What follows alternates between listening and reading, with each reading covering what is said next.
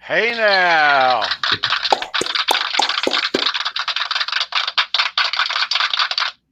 All right, we are live, Halenville live on a Sunday night, May 23rd, 2021, 10:07 p.m. here on the East Coast. Kurt, Reverend Kurt, and Johnny Beane here. How you guys doing? Good. Great. That intro sounds better and better every time I hear it. I want to meet the man who made that. How'd you do the drums at the end? That's not drums. That's that's an Echoplex. Oh, it is. That's What? twisting. That's twisting the knob of the Echoplex and then taking it back, and it creates a percussive effect. Okay. Right, CK? Oh, hey, CK's in here. CK in the house. Hey, man. All right. Sandra is in the house, and she made the video to that intro. Yes, she did. Awesome. Yeah, that's cool. Yeah, she does a good job. Awesome, Yeah. Sandra. So tonight here we are going to talk about the guitar tone of Eddie Van Halen through the years, where it started, what it became, and where it ended up. So Awesome. the later albums obviously do not sound like Van Halen 1 and Van Halen 2. Mhm. And we're going to dive into why that is. There's some unboxings tonight, 3 of them, and we'll get to them Wow. along the way. Yeah. You want to roll call us there, Kurt? Sure. All right, here we go. CK. We got Christopher Sawa. Of course, we have Fruitcake Tony. We got Halface. We have the Daddy Johnny Beane. We got Metal Riffs and Fun Thrash. And of course, we have the one and only Sandra Picorni. Sandra. And then we have Metal Riffs and Fun Thrash's cousin, Thrash Metal and Fun Riffs. Hey now. Thrash. Crazy. Yeah. We're almost May is almost over. I can't believe it. Yeah, It's crazy. Crazy. I know. It seems like the year from hell just started. You know. Yeah. Oh, no. Well, this year's a little better than last year. So I think next year will be a little better than this year, too. A lot better. Mhm. Yeah. And on this theme that we're talking about today, of course, I have a few years of knowledge ingrained in my brain, but as I was working outside and driving, of course, I'm listening to podcasts and a few YouTube videos and watched a few throwback ones of Johnny. You can always pull some classic scenarios from Johnny's archive, because you have, how many videos do you have on your channel? Over 1,000. Over 2,000. Over 2,000 to be but- correct. Probably close to Jean Biel. Is Jean Biel here? Probably over 2,000. But a lot of them is like vlogging stuff. So a lot of them have nothing to do with Van Halen. When I started the channel, it had nothing to do with Van Halen, but it turned into it, you know, because I did some guitar lessons that kind of took off, and my dog was friends with Cody, you know. And now my cat Ned is friends with Cody Van Halen, cool. You know, so it is a very Van Halen channel. But oh no, there's the past 5 years,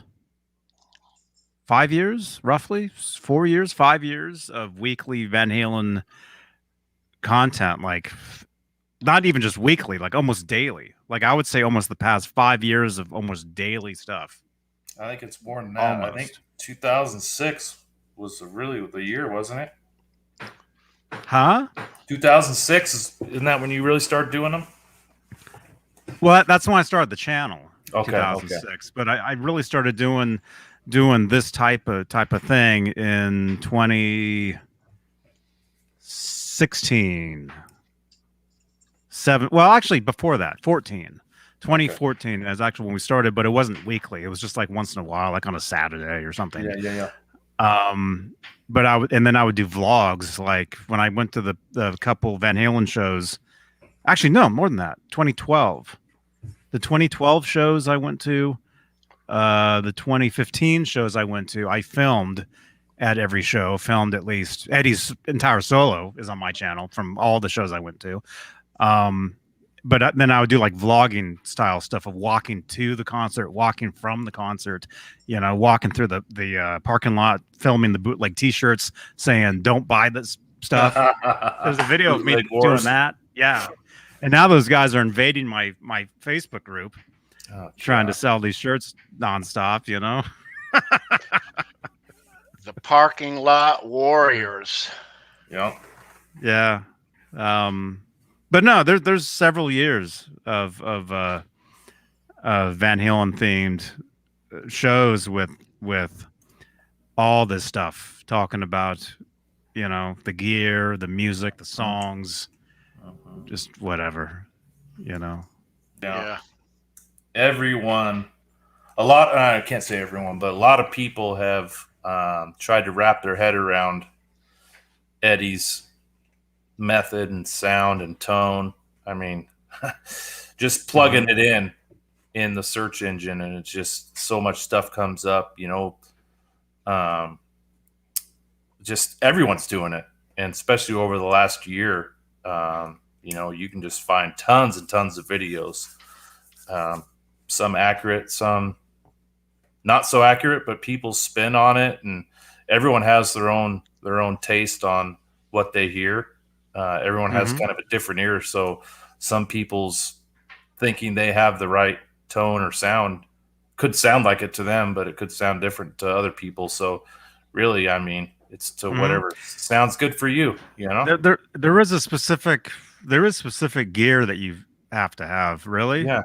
To get, see, when people talk about tone, there's really two different things you're talking about. You're talking about the sound of the actual gear itself, like the sound of the guitar, the sound of the pickup, the sound of the effects, the sound of the amp, and then there's a tone that's in your fingers, that's in your hands.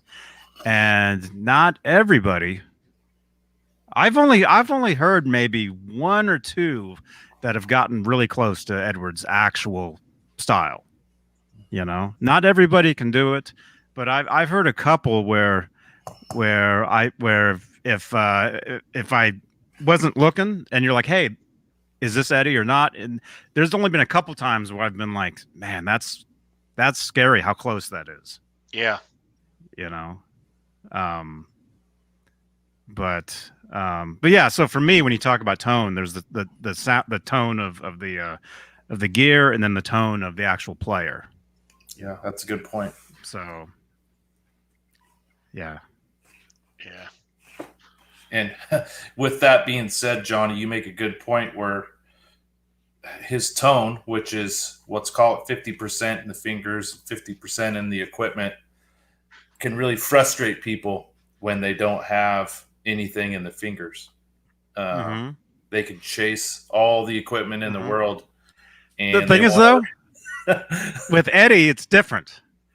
With Eddie, his tone is 100% in his fingers because he can play anything and sound like him. He can play through any piece of gear, and yes, maybe that doesn't sound exactly like the first record or whatever, but still, it's him. You know, it's him. He's one of those players where, yeah, and it's and it's just I don't know. I mean, he's, you know, his style, his playing, just him is just so cool, and it's such an awesome thing. We're so lucky that we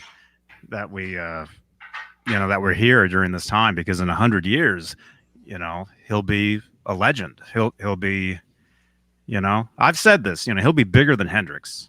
You know, he's gonna take over as being the guitar player of all time, and people give me crap for that, but it really is the truth, and I'm not just saying it because I'm wearing the shirt, you know. It's the truth. Well, he already is, though. I think. Mm-hmm. But yeah, but in 100 years, it'll be a whole set of new people, and he'll just be the legend, you know. That's what I mean by that, you know. Yeah. Right, Christopher? Yeah, I mean, Jimi Hendrix wasn't doing it as long as Eddie did. But in two different eras, there's a lot of different factors that I think he's gonna skyrocket past into the stratosphere for sure. Mm-hmm. But past everybody, past everybody. There's no, because you can't compare him to anybody. Yeah. As far as we're talking guitar, as far as, you know, guitar playing, innovating, you know, the style of the guitar, the look of the guitar, the feel. I mean, everything. I mean, there's so much that goes into it. But you know, but he is one of the top. I think Wolfgang had mentioned this too. He's one of the top 3 as far as music innovation. You know, there's Les Paul, Hendrix, and Van Halen. Yeah, I would agree. You know, and then there's everybody else. Right. Yeah. 2 things about what you just said is, one, I've heard multiple people in interviews talk about Eddie playing an either electric not plugged in, or an acoustic, or just a random guitar and strumming it, and they say that it sounds just like it would on the album, even though it's not plugged in, and that all kind of comes from the tone in his fingers that you're talking about. Oh yeah, you know, that he's that talented and he has that much feel that not plugged in sounds incredible. And then the other thing that baffles me is he has that much influence on the tone from his fingers, but he's so meticulous about the type of wood inside the amp, you know, the winding of the pickups, the strings and the tuning and the wood and all that stuff on top of the tone of his fingers. That's where that monster sound comes from. Right. It's incredible. Incredible. Yeah. Yeah. So, Tony, you know, how many shows you've been to? 40 some, right? Yeah. As you kind of went through the shows, how noticeable was it to you live seeing his tone progress through the years? It was noticeable, you know. 80, 81, 82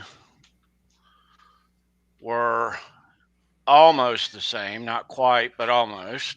84 4 was noticeably different. When Roth left, it was noticeably different. To OU812, and then 1991, it was noticeably another thing then too. And then to 95, even more noticeable. So it changed with his music and his style, and constantly chasing that sound in his head. Yeah. Yeah. What about you, Johnny? I know your OU812 was your first tour you saw, and then you progressed through. Where is he? Yeah, that T-shirt. That I bought that T-shirt at the show. Oh, that's cool. Yeah, I don't know. Is that an OU812 or is that a Monsters of Rock one? That's OU812. Okay. Yeah. That was the first show I was at. And I just remember bits and pieces of it because, it was so long ago. And yeah, you're 29, so I was probably I was probably in shock actually the whole time,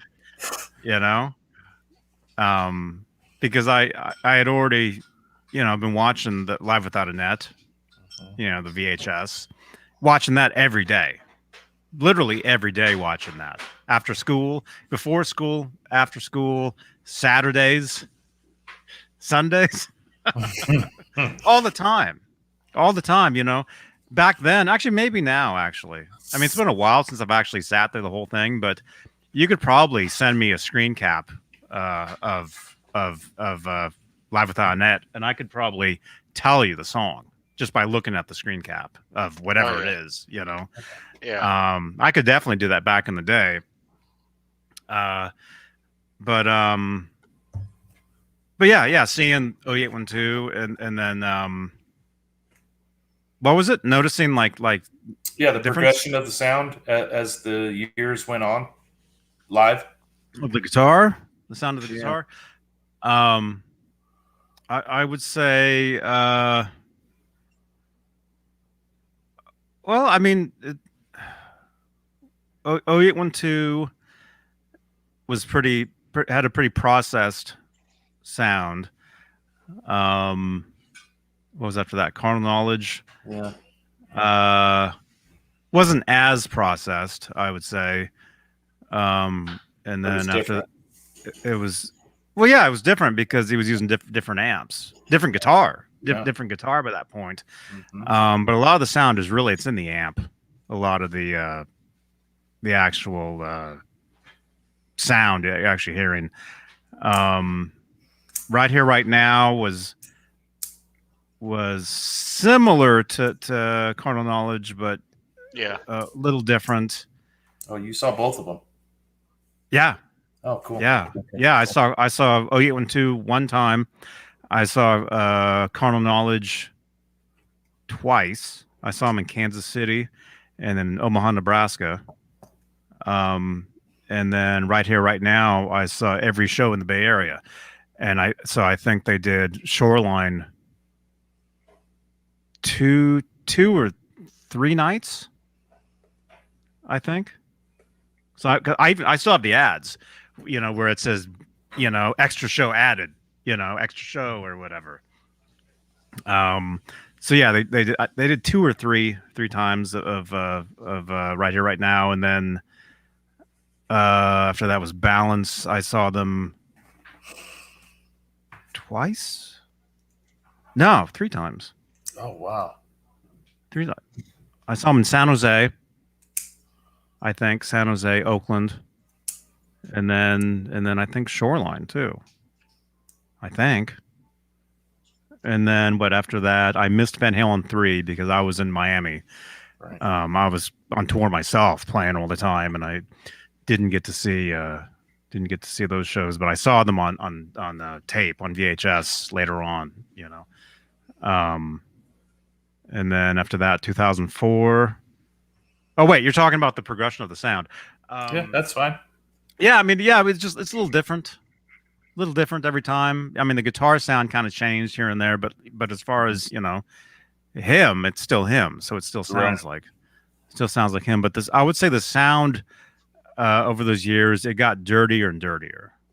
Yeah, I would say, especially with the Peavies. Once he's because the Marshalls he was using, especially for 0812, it's really not that dirty of a sound. It's a very clean sound. And then going backwards to shows I hadn't seen, 1984 is super clean.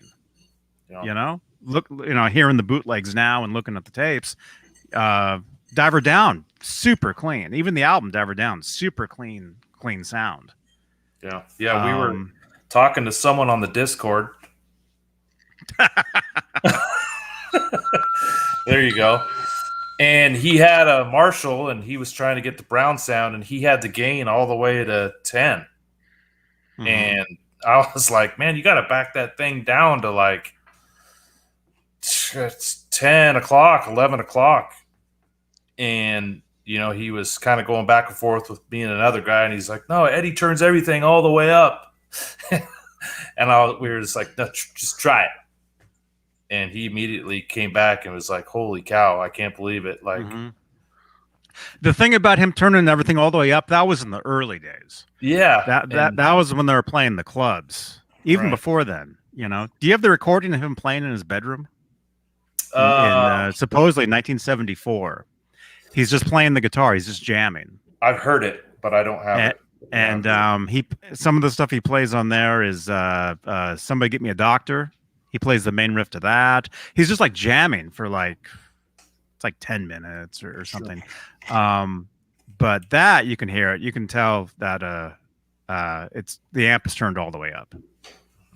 And that's what he would do in the clubs. In the clubs, is he would turn the amp all the way up so he could really get the heavy sound out of it. And then he would have I guess we'll talk about this. He'd have the speakers. Sometimes he'd have them pointing backwards. Because it was so loud, he felt bad for the people in front. The sound is just going right towards their heads.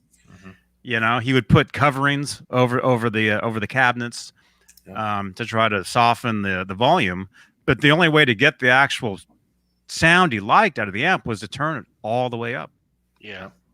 That's another thing too. We kind of really skipped over, and I know we're not really diving into this yet too, but the cabinet, the speakers are another big one too, especially in the studio. Mm-hmm.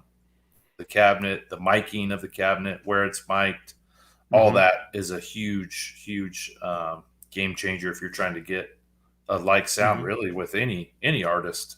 Oh, with anything, a microphone is important because, I can talk and you guys hear what I sound like here, but if I keep talking and the mic goes away, the sound totally changes. Right. So miking is a huge part of just sound in general.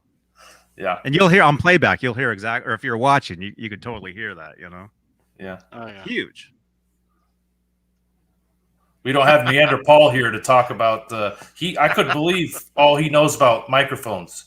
When was that? When you guys were switching microphones around? Was that last week? I think of last week, yeah. Yeah, he knows a lot about mics. Mm-hmm. Oh, I mean, he works in audio. Yeah. He's sitting there in front of a board every day talking into a mic. I mean, his whole world is audio. Doing the video thing is new to him. And when you work in audio, thank you, CK. Yeah, this was sent in. Somebody sent me this a long time ago. Oh, cool. I think it's one of those bootleg shirts, but don't tell anybody. It's a gift. You didn't fork out the money. Yeah, it's awesome. It's awesome. But no, Neanderthal. I mean, he works in the world of audio. He's on radio, so he definitely knows. He knows sound. He knows microphones. He knows headphones. Yeah.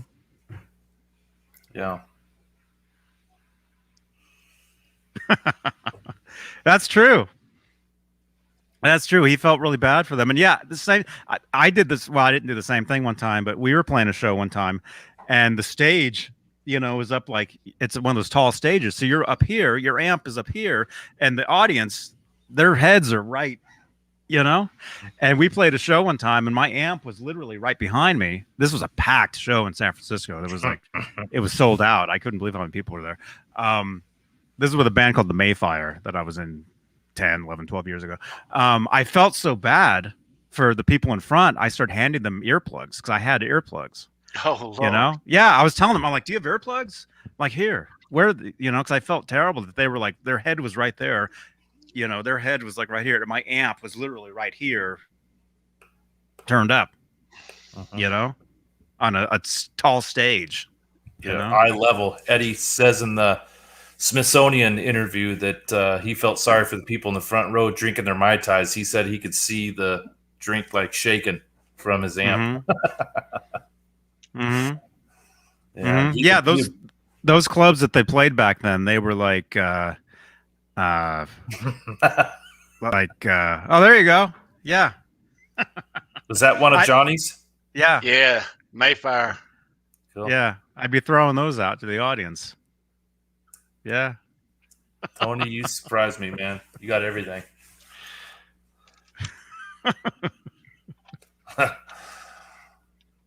Oh yeah, I got one too. Oh, cool. Right there. Mine's one of those blue tortoise. Oh, I had all kinds of different ones. I still do because I have a deal with the company. So yeah, I've got all kinds of ones. You got a guy. Yeah. Pick guy. Yeah. But yeah, Ed, he would put the egg crate foam, whatever you call it, in front of his grill cloth to muffle the sound too. You soften it because it's those highs. It's those piercing highs that really do the damage. I mean, there is volume damage, but it's really it's the highs of the tone. But the problem with that is you need those highs to cut through especially when you're that loud. Yeah. When EQ is all about, it's about carving, the sound of the drums, if the drums are mic'd, the bass, the guitar, the vocal. It's all about EQ and carving a space within the stereo spectrum of sound. And to cut through is you turn up some highs, but that's what hurts. That's especially at that volume when you're that close to a speaker or whatever. And it's just it's crazy. Yeah, I wonder what kind of hearing damage Eddie had. I don't think he ever talked about it, but well, early on, he talked about how he played super loud and he didn't wear earplugs. Yeah. And he liked to see the fur on his arms go up as he played. Yeah. And yeah, eventually that I might have asked him that when I met him, actually. Oh, you did? I might have said something to him, maybe, because he was like right here. He was literally right in my face talking to me, and I might have said something. I don't remember, but I did say something to Paul Gilbert one time. And normally I would show that picture, but this isn't my session. I've got the picture of Paul Gilbert on one side and Nuno on the other. I ran into him another time, and I talked to him about it, the earplugs, the headphones that he wears, because Paul Gilbert, he has massive hearing damage. Oh no! I mean, I think he's technically deaf. A lot of them do. A lot of us do. I mean, let's face it. Mm-hmm. Oh, this side buzzes like right now, like you wouldn't believe. The past 10, 11 years, I've had damage on this side. I was at a jam one time, and it was getting louder and louder and louder. And I was wearing earplugs too, but the sound was getting so loud. This dude hit a wah pedal, and his amp was like right here, head level, and it basically stabbed right into my ear. And I walked out of there total like muffled. Like my Yeah, ears are give you vertigo. Yeah. It kind of did. But I walked out like I'm wearing like these are noise canceling, I think. So I sound muffled anyway to myself now because I'm wearing these. I can't hear myself through this with the setup. So I walk out of there and I'm totally whatever. And then eventually, as the day went on, the muffling went away, but the ringing didn't, and it's still there. It's never gone away. And that was with earplugs, too. Now, Kurt, back in the day in the clubs, Ed, in order to get the tone that he was wanting, he had to have it cranked up. And these club owners weren't too keen on that. So he had to find a way around getting his tone, which you had to have it volume up, but he accidentally found a way around that. You want to elaborate on that? And Johnny, maybe you can help me on this. It's kind of came from two different pieces. One being he wanted to get that full, the tubes completely glowing from being turned all the way up because of the gain that it got. But two, he says that his amp that he got was set up for European power. Mm-hmm. And when he plugged it into 110 at home, it wasn't getting the right voltage. So he cranked it all the way up. The tubes were glowing, but he didn't have all the volume. So that's when he figured out in his head that, hey, if I can manage the voltage on this thing, I can get those tubes screaming where I want them. There you go. And I can adjust the volume. So he experimented with a diode for like a dimmer switch for your voltage light regulator. Yeah, which I think he took the one out of the wall at his house and completely fried it. So then he went to some electronics store. Back in our day, we would have went to what was it? What was the big Radio Shack? We went up to Radio Shack and got a realistic Variac. Yeah. But yeah, he went to some electronics store and the guy's like, yeah, you need a voltage regulator, and he got him a Variac, which I think, and I've never seen one, but you plug them in, right? And then like you plug them into power, and then you plug it into the electronics that you want to adjust the voltage on.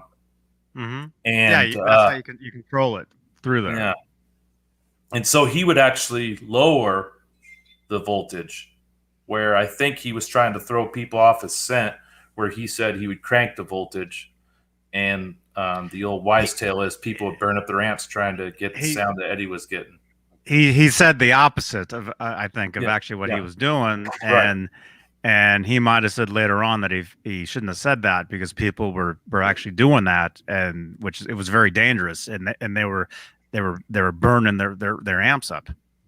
Yeah.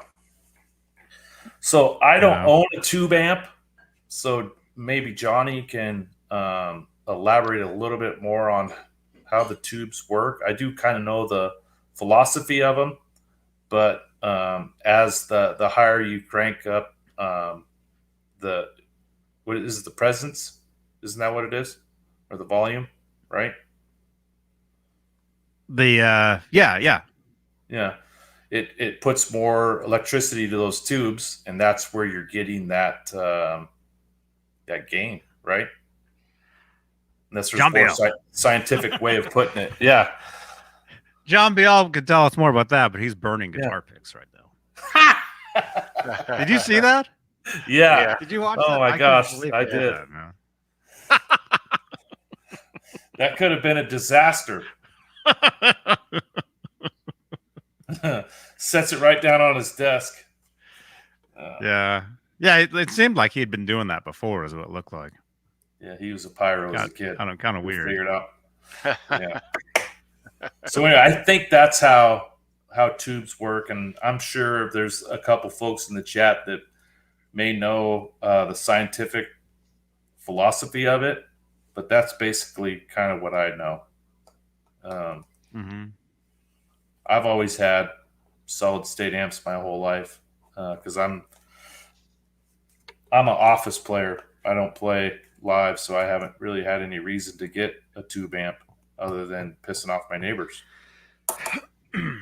My first tube amp was the PV 5150. Well, my first amp was a crate, little box. I still have it. I had one too. It's hanging out over there. It's not a bad little amp. I should do a video with that thing sometime. But I had that, and then I got the PV Stereo Chorus 212, which is solid state, which basically had two 212s, two speakers.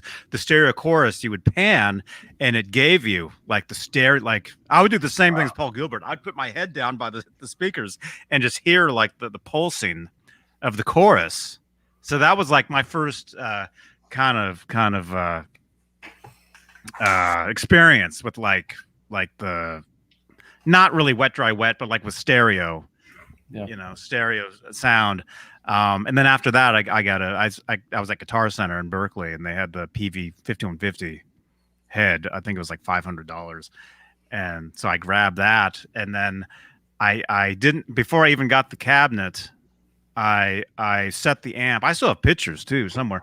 I set the amp on top of my PV Stereo Chorus, and then cut the wires from the PV amp from the Stereo Chorus, and then hook those up to little what do you call it? Little plug-in, things, and plug those into my my 5150 amp. Yeah, your jack. Yeah. Wow. So for a little while, that was the amp, and then finally, I bought a PV 5150 cabinet, brand new, and that was the amp actually for. Well, let's see. That was 1995. I got that. 6, 7, 8, 9, 98 is when I moved to Florida, and I was working with Desmond Child, and I had to deal with Miss a Boogie. So I had a Miss a Boogie tri-axis. It was like a cool cabinet type. What do you call it? It was like a rack. The amp was like a rack mount. It had all these. I could program it. And then I had 212s that I could tear apart and stereo. Anyway, that was tube. And then after that, I got when I joined the Mayfire, that pick that Tony has, we had to deal with Fender, and so I was able to order a 212, which is my main amp now, a 212 combo hot rod tube. And yeah, I've never gone back. Ever since 95, it's been all about tubes for me, because there is a difference, especially, well, I mean, if you're like an office player, you can get a good solid state amp and it sounds fine. But when you play live and you need that volume and you need that tone and you need that EQ to cut through. Louder. Yeah. If you need basically the reason you play those amps is you need a louder, crafted, really nice sound. With solid state, you turn them up and it's the same. It's like you turn it up and it's like the same sound. It's like it's more volume of the same sound. With tube amps, you can actually, there's just, the louder it gets, the warmer. It's just a warmer sound. So you can see why Eddie would turn his all the way up, because it's such an amazing sound. Yeah. Right, CK?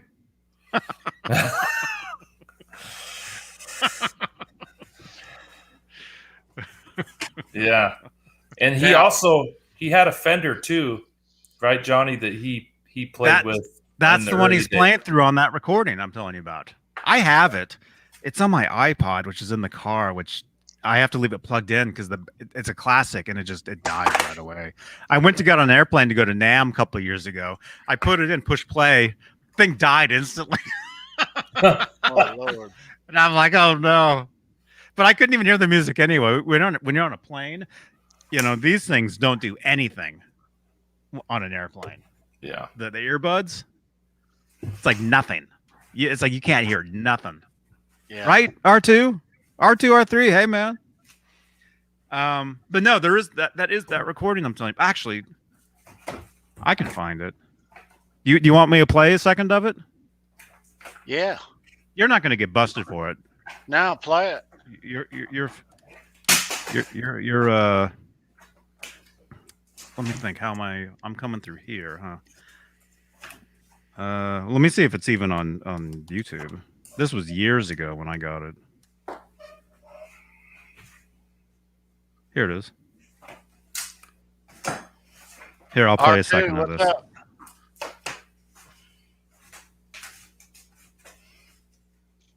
That's muted. Do I only have one? Huh? What one? So many magazines here. It's ridiculous. I gotta. Van Halen magazines. Yeah. Stroke mags. There we go. Yeah. Yeah. Is that a Bandmaster? Yep.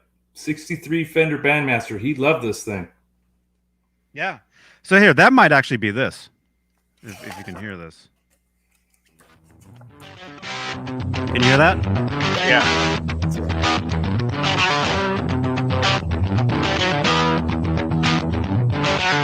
This recording, it's mostly that riff. That's him making a riff. But I'll just scroll through it.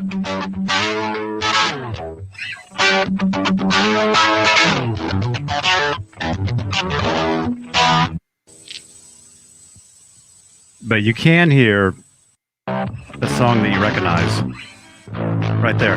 Oh, he was doing that with like a super drop. He dropped the E all the way down for it. I remember this.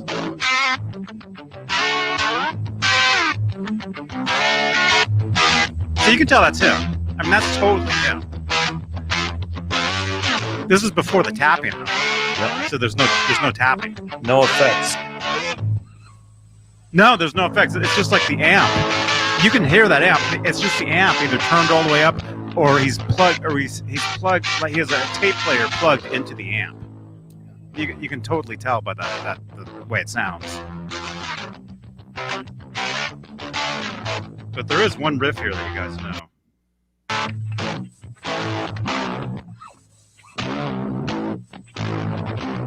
It's right in there.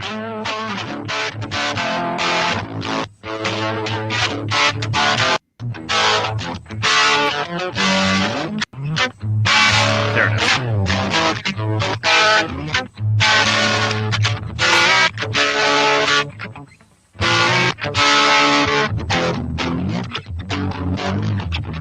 Yeah, see, he's writing.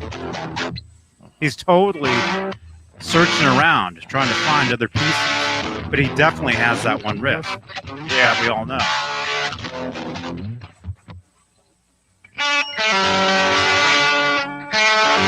And yeah, supposedly this is at his house in 1974. You can totally tell it's him.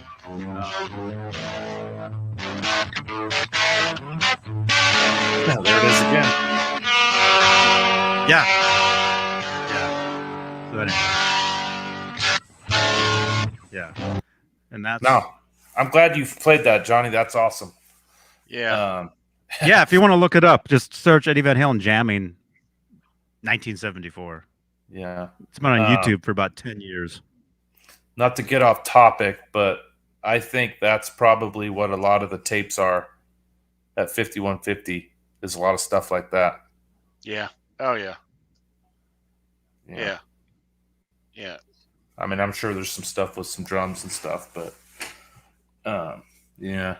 He on the road when they were touring, he was always recording stuff like that on a little tape deck, and we all did this. He probably recorded over a bunch of stuff, right, Johnny? I bet you. He know? recorded everything, I think. He recorded Steve comes over in the evening and just messing around, Steve and him on guitar, he records it. So if he recorded when Steve comes over, as much as we've heard otherwise too, he recorded everything, I think. Yeah. Mhm. You know. Oh, when you're a writing musician, yeah, you record everything. And he probably, I mean, myself, I record everything. Every time I pick up a guitar, I record whatever it is. You know, and these days it can be on the phone, you know, it can be on here, or I live stream it or whatever. Like that piece of music that Tony plays at the beginning, the end of these shows, that was during a live stream I did actually one time. So there's video of me actually playing the guitar of that. Oh, Right. nice. But no, when you're writing, yeah, you're always recording stuff because you never know when you stumble upon something that you like, and it's easier just to record it than to remember it. Yeah. And it's the stuff that you work on later. It's the stuff that you decide, oh, this is cool. I'm gonna work on this to make this into something. That's the stuff, like that last piece. You know, that whole entire, that's like almost 7.5 minute piece of recording. The one thing you guys know from that is somebody get me a doctor. Give a doctor. Yeah. That riff. Yeah. If it's not on tape, a lot of times it's gone. Yeah. Mm-hmm. Yeah, he used to always ask Alex during warm-ups or in the studio, "Hey, what was that riff I played last night?" Or because he couldn't remember. So yeah, you got to put it on tape. Yeah. So and what I think, you know, all the tapes at the studio, you know, I don't think it's just him just jamming. I think there's probably a lot of that, but I think it's a lot of like actual finished music. You do? You know, yeah, with drums, like not. Some of it's probably complete songs, you know, complete stuff like leftovers from all the albums, you know, from '84 on. But I think it's definitely it's probably a mixture of a lot of stuff, a lot of different stuff, because he would spend all day in that studio. You know? I was reading an article in one of these magazines the other day. Oh, I had that one. Yeah. Yeah, this is a great one. 20 songs they had for balance. Yeah. Mm-hmm. And Bruce Fairburn was like, "Do you want to do a double album?" And you know, obviously, probably the record company said, "No, you guys got to get this album out," and so they had to cut it down. But I think the same thing happened for Unlawful Carnal Knowledge. Same thing. They considered making a double album because they had so much material.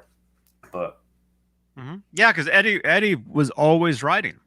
Yeah, always, not just at home, but when they're on tour. You know, if they're on the bus, he's playing the guitar on the bus. Yep. Sound checks. A lot of writing he would do was during sound checks, and we actually saw some of that. Where he actually said some of that the last couple. Well, not the last tour. Maybe the previous couple tours. You know, he's like, "Oh, I'm just jamming. I'm writing," during his solo part. So he'd be just coming up with stuff. And how many of those songs, like House of Pain, ended up years later on 1984? How many of those 91 songs ended up on 95? And how many of those 95 songs ended up on 98 Van Halen 3? It's possible some, but the thing is, you know, when you're writing all the time, you're always on to the next track. And depending on, you know, because every couple years, let's say if you write every day, let's say if Eddie was writing, you know, he was in the studio all day, every day. Right. He was always in there. Always. Oh, yeah, at night, you know. And if you're writing all the time, and you have a batch of songs, you're always, especially somebody like Edward Van Halen, he was always on to the next thing, whether it was the tone of his gear, whether it was the songs, whether it was the records, whatever it was always, he was the type of musician where he didn't look backwards, where he didn't listen to his own records. If he had to learn the stuff, I think during was it Monsters of Rock? There was an interview during 0812 where they're talking about when they're going out on tour, and he actually had to go to the record store and buy a cassette of 5150 so he could relearn some of those songs for the next tour. He said that. Holy smokes.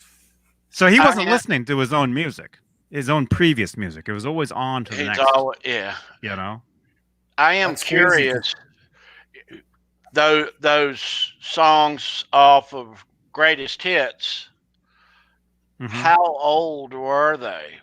Were they brand new right out of the box, or were they leftovers from X amount of years earlier? You're talking about the best of Volume 1? Yeah, or Best of Both Worlds. Well, the 3 songs, the 2 Roth songs and the Hagar song. Humans Being, Can't Get This Stuff No More, and Me Wise Magic. Humans Being, he had, I think he had that for a little while, that riff. Oh, he did? I think. I think so. Well,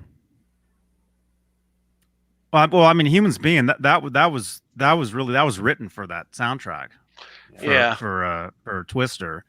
And that wasn't even going to be a Van Halen project. That was going to be just an Eddie Van Halen project, him and his brother, because they did another song called Respect the Wind, where Alex is playing the keyboard and Eddie is just soloing over Alex's keyboard.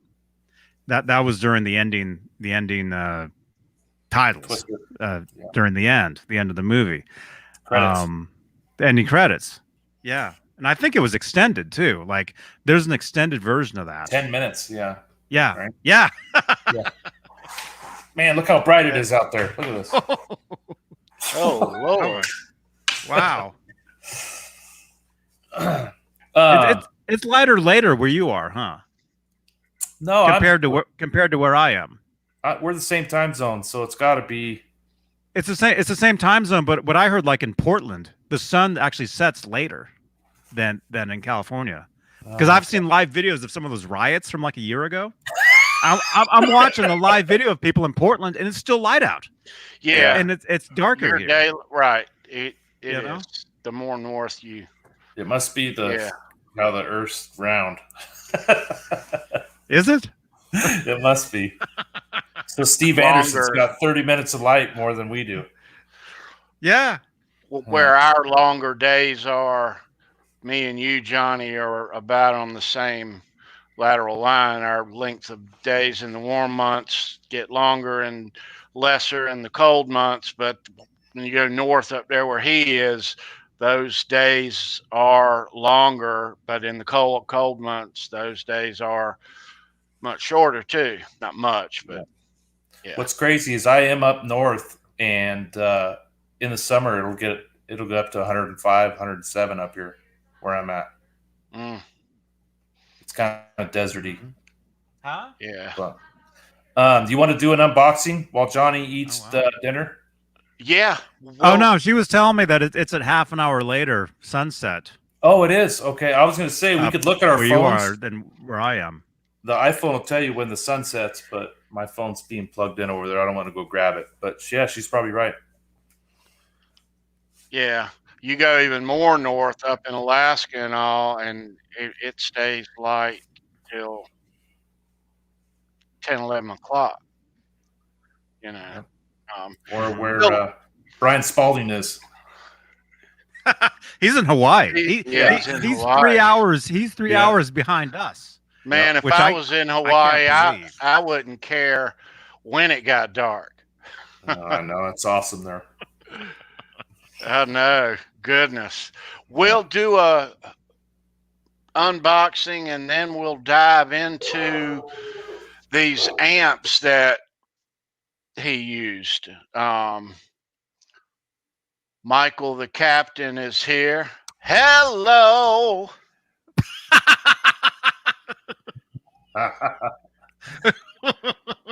Hello. Michael, good to see you, bro. Michael. Hope things are going well. Oh, Laz is here too. Laz, Are you around tomorrow? I'm going up. I'll be up in Walnut Creek tomorrow. Let me know if you're around. If you're in Berkeley, maybe. I don't know. Laz man cometh. all right. Let's What do you got there, tea cake? let's find out.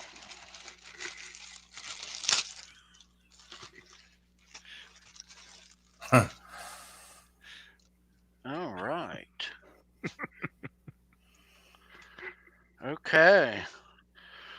Another Van Halen shirt. Go figure. Oh man.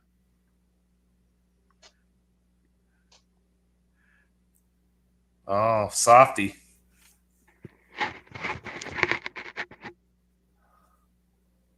That's cool. Since 1978. Huh. What is that? Is that a crew shirt?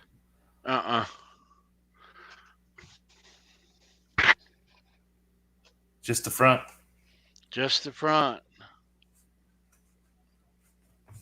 Wow, that's cool, man. Do you guys know when Roth, before they recorded the first album, he went to Pasadena Community College to take singing classes, and on his final, he had to sing 5 songs, and one of them was Ice Cream Man. Yeah, right. Yeah. Wow. Old Roth. And he flunked, right? Or he didn't finish. He didn't finish the class. Like after he sang his 5 songs, he left. He never came back. He probably went in the studio. Mm-hmm. Well, a lot of kids that go to community college, they disappear, they vanish. Yeah, they show up. You know. I actually walked around that campus one year. Oh, you did? After a NAMM show. We just happened to be driving by, or maybe I asked Greg Runoff. I'm like, where's that? There's like a banner. There's like alumni of Pasadena Community College, and there's like different people, and one of them is Edward. And I remember I walked around the entire campus, and this was on a Sunday or something, so there was nobody there, right? Mm-hmm. And this was a few years back. But I remember asking Greg Runoff of where that was, and he told me. He's like, "Hey, it's on this corner, whatever." And let me see if I can find the picture. What year was that? You and Howie. Yeah. Well, actually, Howie stayed in the car for that. Oh no, yeah, he was there. He was there. What was that? 2016. Yeah, he was there. Let's see, January. I don't know. I'll never find it. But yeah. Oh, look, there's me and Brian Spaulding. Speaking of Brian Spaulding, there we are. There he is.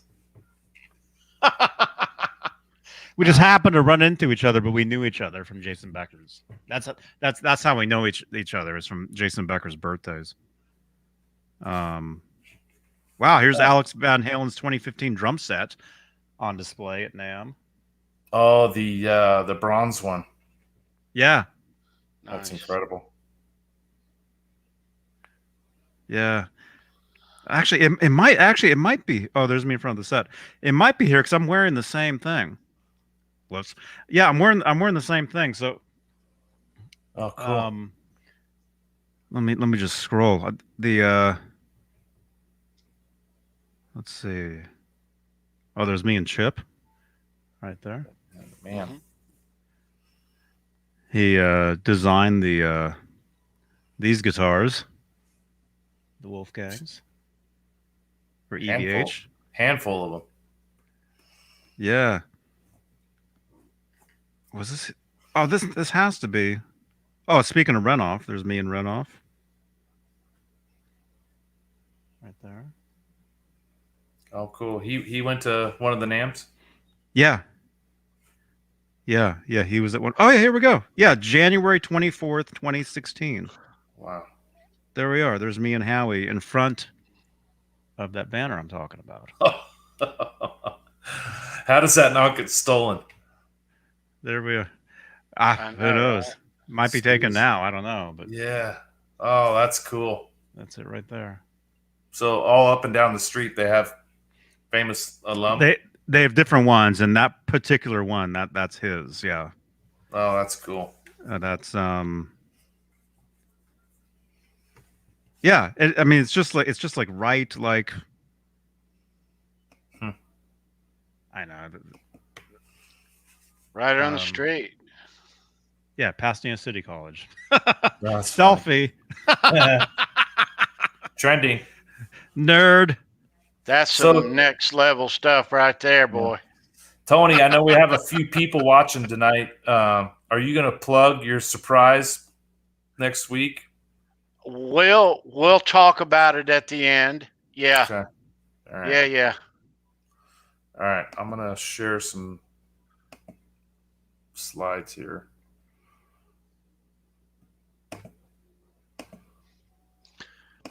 Big unboxing next week. We'll talk about that later on.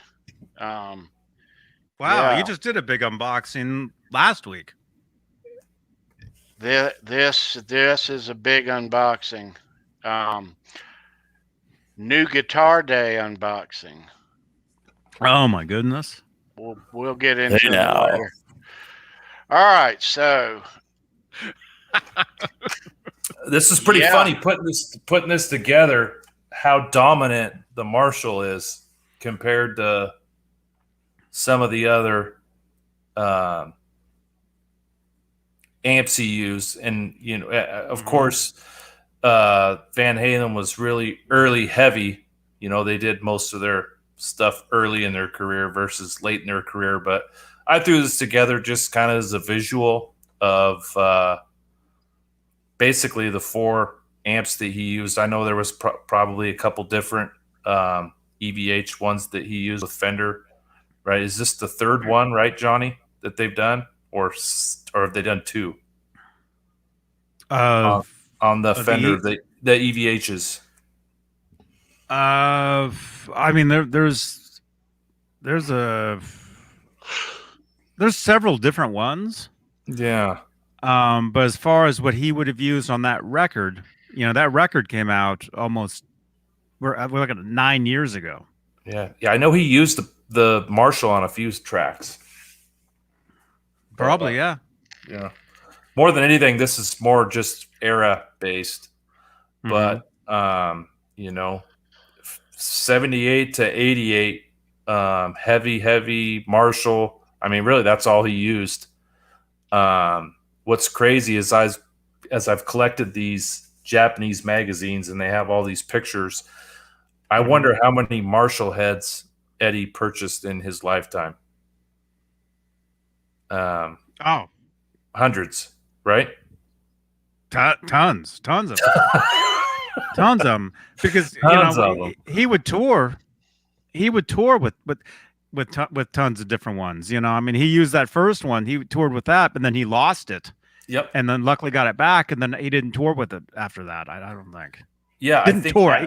He traveled. He would travel with it, but he wouldn't tour with it. So he would use other ones. Other ones, I think he lost it in the Van Halen 2 tour, right? I don't remember. And he lost it for a couple weeks, and then they got it back, and then that's when he decided to not take it with him anymore. But then he did take it on in the Bounce tour. He had it backstage rigged up with the Peavies. So he did take it back on tour later on. Oh. Yeah. I remember hearing that for the balance, was it balance? Yeah, John Biel. the first show, John Bill, wake up for the first. Light a fire, John Biel. Stop burning those guitar picks. For the balance, the Pensacola, Florida show, the first one, I remember hearing that he had the Frankenstein with him. Oh, really? And he was going to use it. Yeah, but then he didn't. Huh. Yeah. Yeah, I might have posted a picture in the Discord of the 5150 thank you. The 5150 amps during the balance tour where the very bottom one was his original Marshall. I can't remember what songs he played it on, but either he tested it out or he actually switched to it on those songs. But anyway, heavily used Marshall. He did have quite a few of the super lead plexis that he used, but he also had quite a few of the, JCM 800s, right? Mm-hmm. That he also played with live. But this slide really, Tony, is just kind of what he used in the studio. I'm sure there might have been some other amps that he may have tinkered with or tried in the studio that could be on some tracks that we don't know about. I don't want to open that can of worms, but who knows? Era by era, though. Yeah. So, era by era. I mean, look at all the way to OU812, and then the Soldano was kind of a stopgap, I guess we'll call it.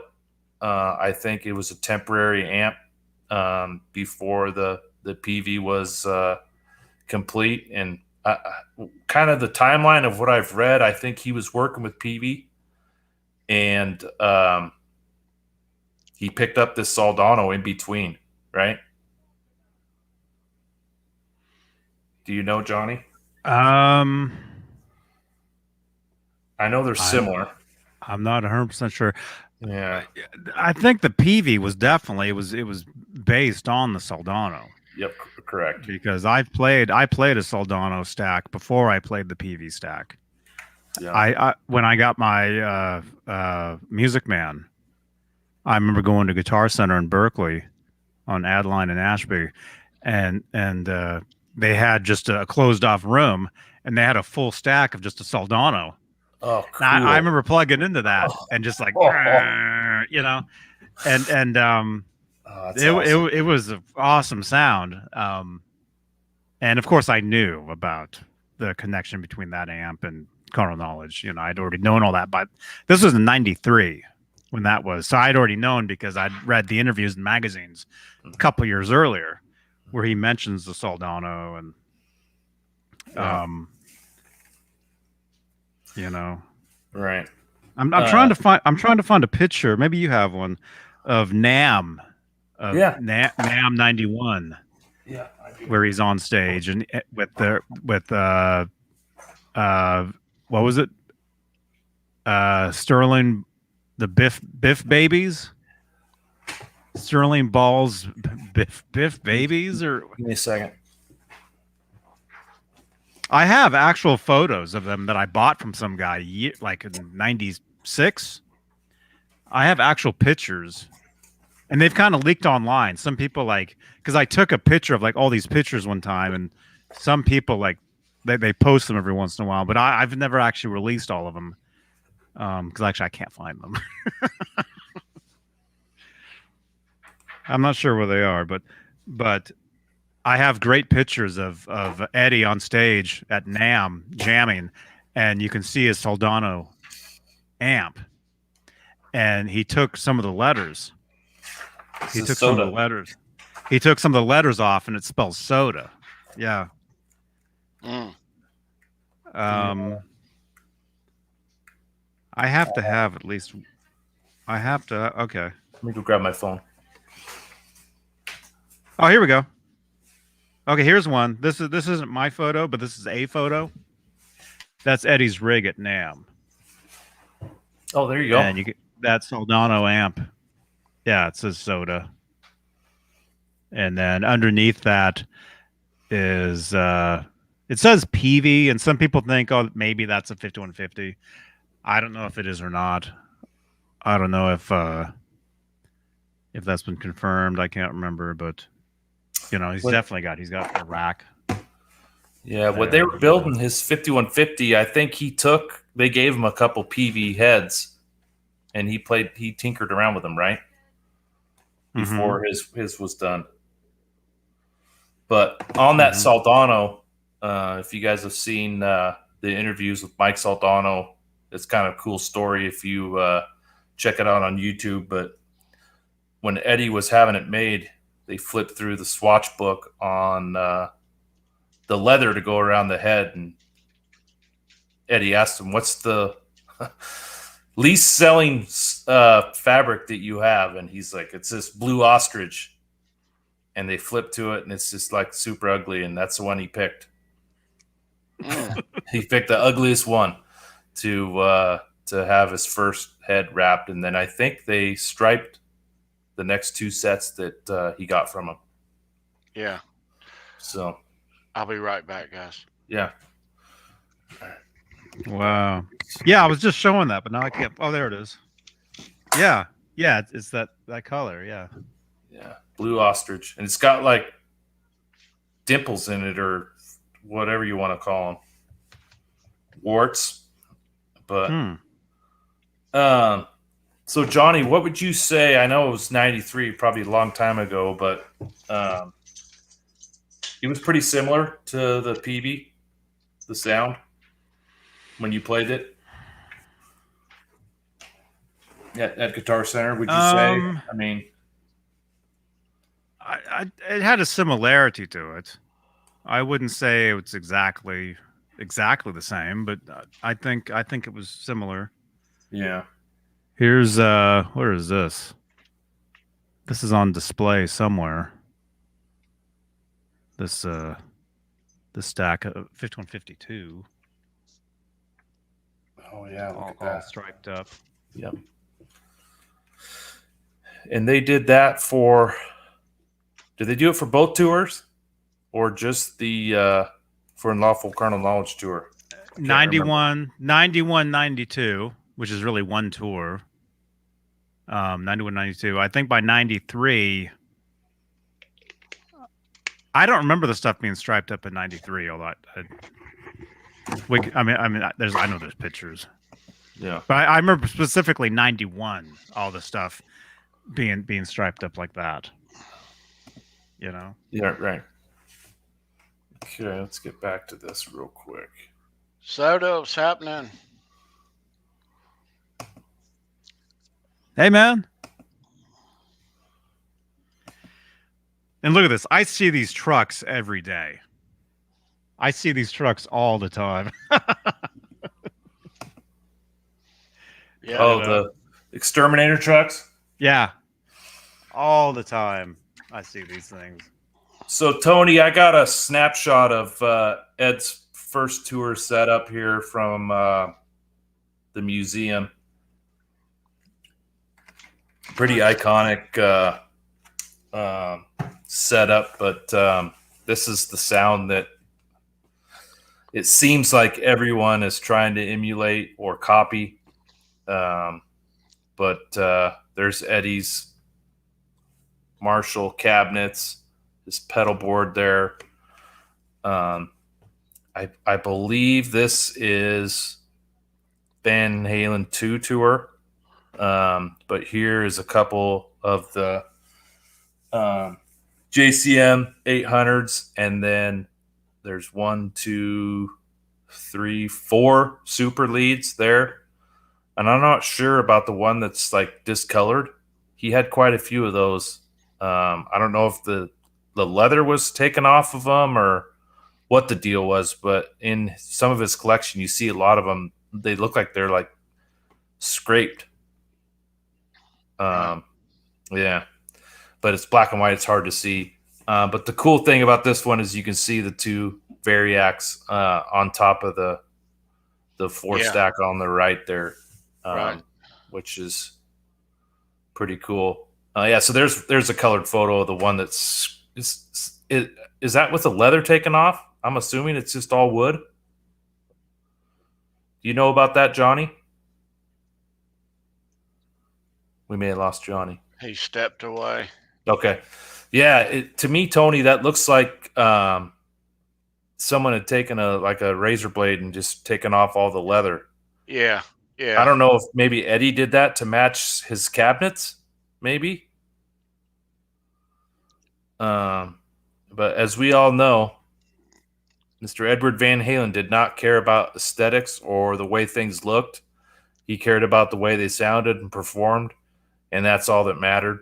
Of course, these things, they weren't a collector's piece to him, or really, I mean, they weren't even in the public's eye because he kind of had them stashed away, stage left. But almost looks like burn marks there on the back.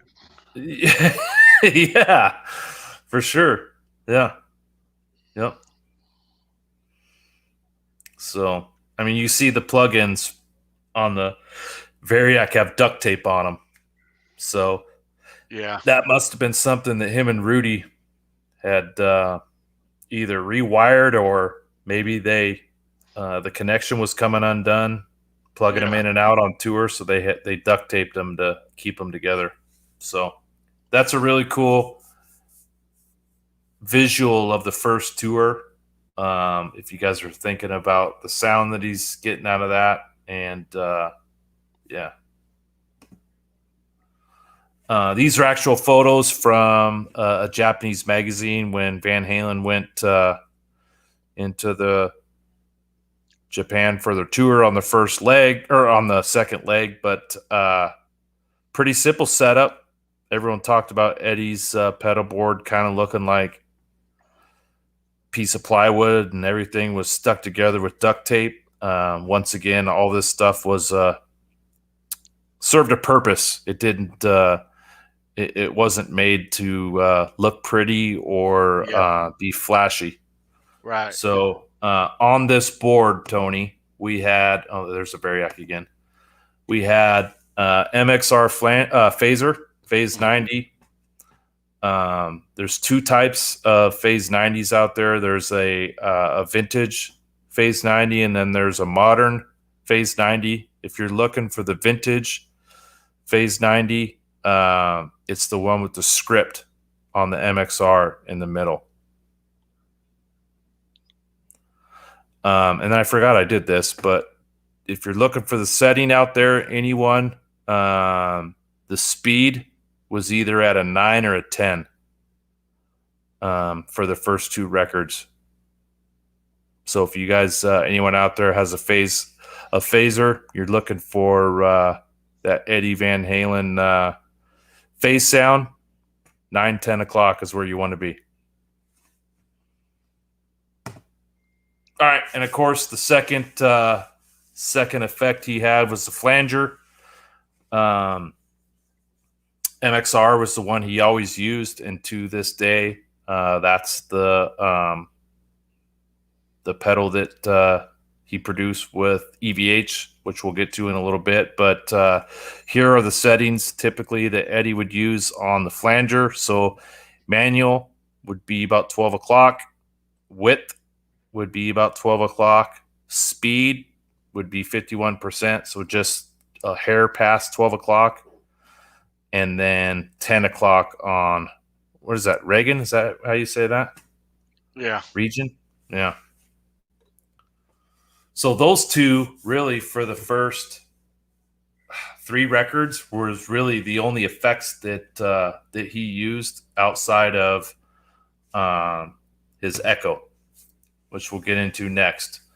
So his echo and delay were two different things. He had two Echoplex tape delays, and I don't know a ton about these, Tony, but one thing I do know is that they actually have a tape inside that records the signal and then plays it back, and the two knobs down there on the left control the speed and the delay, and then the little foot switch on that's coiled up there on the top left that's how you activated it. Right. Yeah. So That's very about right. antiquated system. And after the first record, I don't think he ever used these again. Right. Yeah. And then the other, I guess, echo he would use would be the Univox echo. He had 2 of these in the World War II practice bomb that sat up next to his amps and cabinets. And he used this. If you guys watched the very beginning of the show, Johnny talked about turning down his delay. That's the sound that he got with these Univoxes. Big old things. I mean, this thing's probably, it looks like a suitcase. Yeah. So Tony and I were talking. We kind of both agreed that 78, 79, and 80, Ed's sound stayed pretty much the same. He used the phaser and the flanger here and there on either when he was soloing or during some of his rhythm playing, but that was pretty much it. He used pretty much the same slapback echo through the first 3 albums. I've read quite a few articles where he talks about he had that setting where he'd get the two slapback on the echo and it kind of worked for him, and he didn't really change it. Right. Well, in 81, he was starting to become a guitar hero, and I think he was stretching himself a little bit more, and he felt like he could get a little bit more sound in the studio than before, because the first couple albums he was really listening to Ted and Don and trusting them and what they wanted to put on tape. Right. So he wanted to get this chorus stereo sound out of his guitar.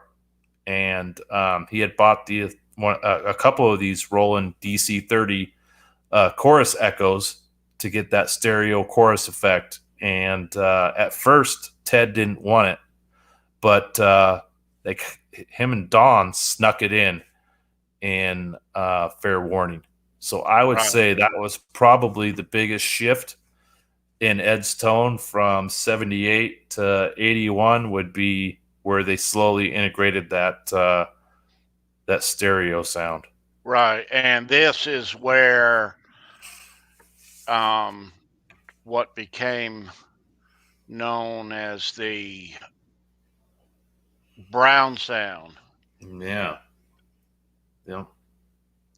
And people have for Brown sound, I've heard that they say it's the sound of Al's drums, but Eddie, I've read where he says Brown sound comes from wood, like warm wood. That's kind of where the Brown sound comes from. I guess the name or description, where to him wood meant resonance. Yeah. And when he's putting a echo and a chorus and stereo, I think he's trying to boost that resonance and make it bigger and different sound. Yeah. Yeah. Oh, yeah. I had one of those, man. You're looking for one, aren't you? I am, dude. Yeah. That's the Roland DC-30. That's the coolest chorus echo unit I've ever used. I had one. I borrowed one years ago, and I used it. And I don't know if I actually knew that Eddie actually used one at the time. Oh, that's cool. Maybe I knew. This was back in the 90s, early mid 90s. Maybe I knew that he had used those, but either way, it's amazing sounding. Yeah. Unit. Probably very noisy though now, I would think. Sure.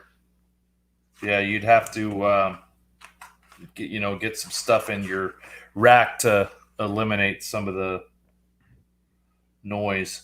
But Yeah, Johnny, would you agree that probably Fair Warning is when he really started using this, right? Using the chorus echo? Yeah.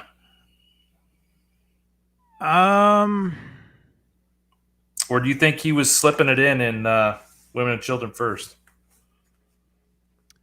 Oh, I don't know. I know. I know. Didn't he use that on the Cathedral? Yep. Is that what? Okay, so which would have been late 82. late 81, early 82. Oh, yeah, there you go. I do have a photo. I'll show you guys real quick. Let me stop sharing here. Man, that's such a cool unit, man. I wish I had one of those. Okay, so this is from the Guitar Man magazine. If any of you guys are Eddie nuts, this is the best one to get. But the reason why I paired that with Fair Warning, I just had it open. Now I can't find the damn thing. Give me a second here, Tony. All right, here it is. See it right there. It says 81. You can see his rack unit is engraved Mr. Edward Van Halen. But yeah, so Johnny, you're probably right because he did start Cathedral during that tour. Yeah. He played what would turn into Cathedral during the Fair Warning during his solos. So that's probably his live rack for Fair Warning. Yeah. Okay. So I don't know if he would use it on the album, but live I could see him probably using that. If you read Greg's book with Ted, the Platinum producer, he talks about wanting to integrate that stereo sound, and Ted was against it. But as we all know, him and Don Landy did a lot of whatever after hours recording. So I'm thinking, my opinion is he probably snuck it in. Don to the rescue. Yeah. So they may have snuck it in, whether it was real light to get that big stereo sound. Because after that, when we get into Diver Down, it was all over. It was all over Diver Down. You know? Actually, sure. Go ahead. If you listen to man, I have these tracks, but they're on my iPod in the car. I have the like just like the guitar tracks, all the Guitar Hero stuff. Yeah. So there is a lot of Fair Warning. Actually, there is some Diver Down too, but there's thank you, Sandra. There's Mean Street, just the guitar, and some of that you do hear like an octave chorusy type of sound on some of the overdubs. Not really the main guitars. Actually, some of the main guitars you hear like the flanger, the MXR flanger. You hear on some of the main guitars, like Hear About It Later. That's what that is.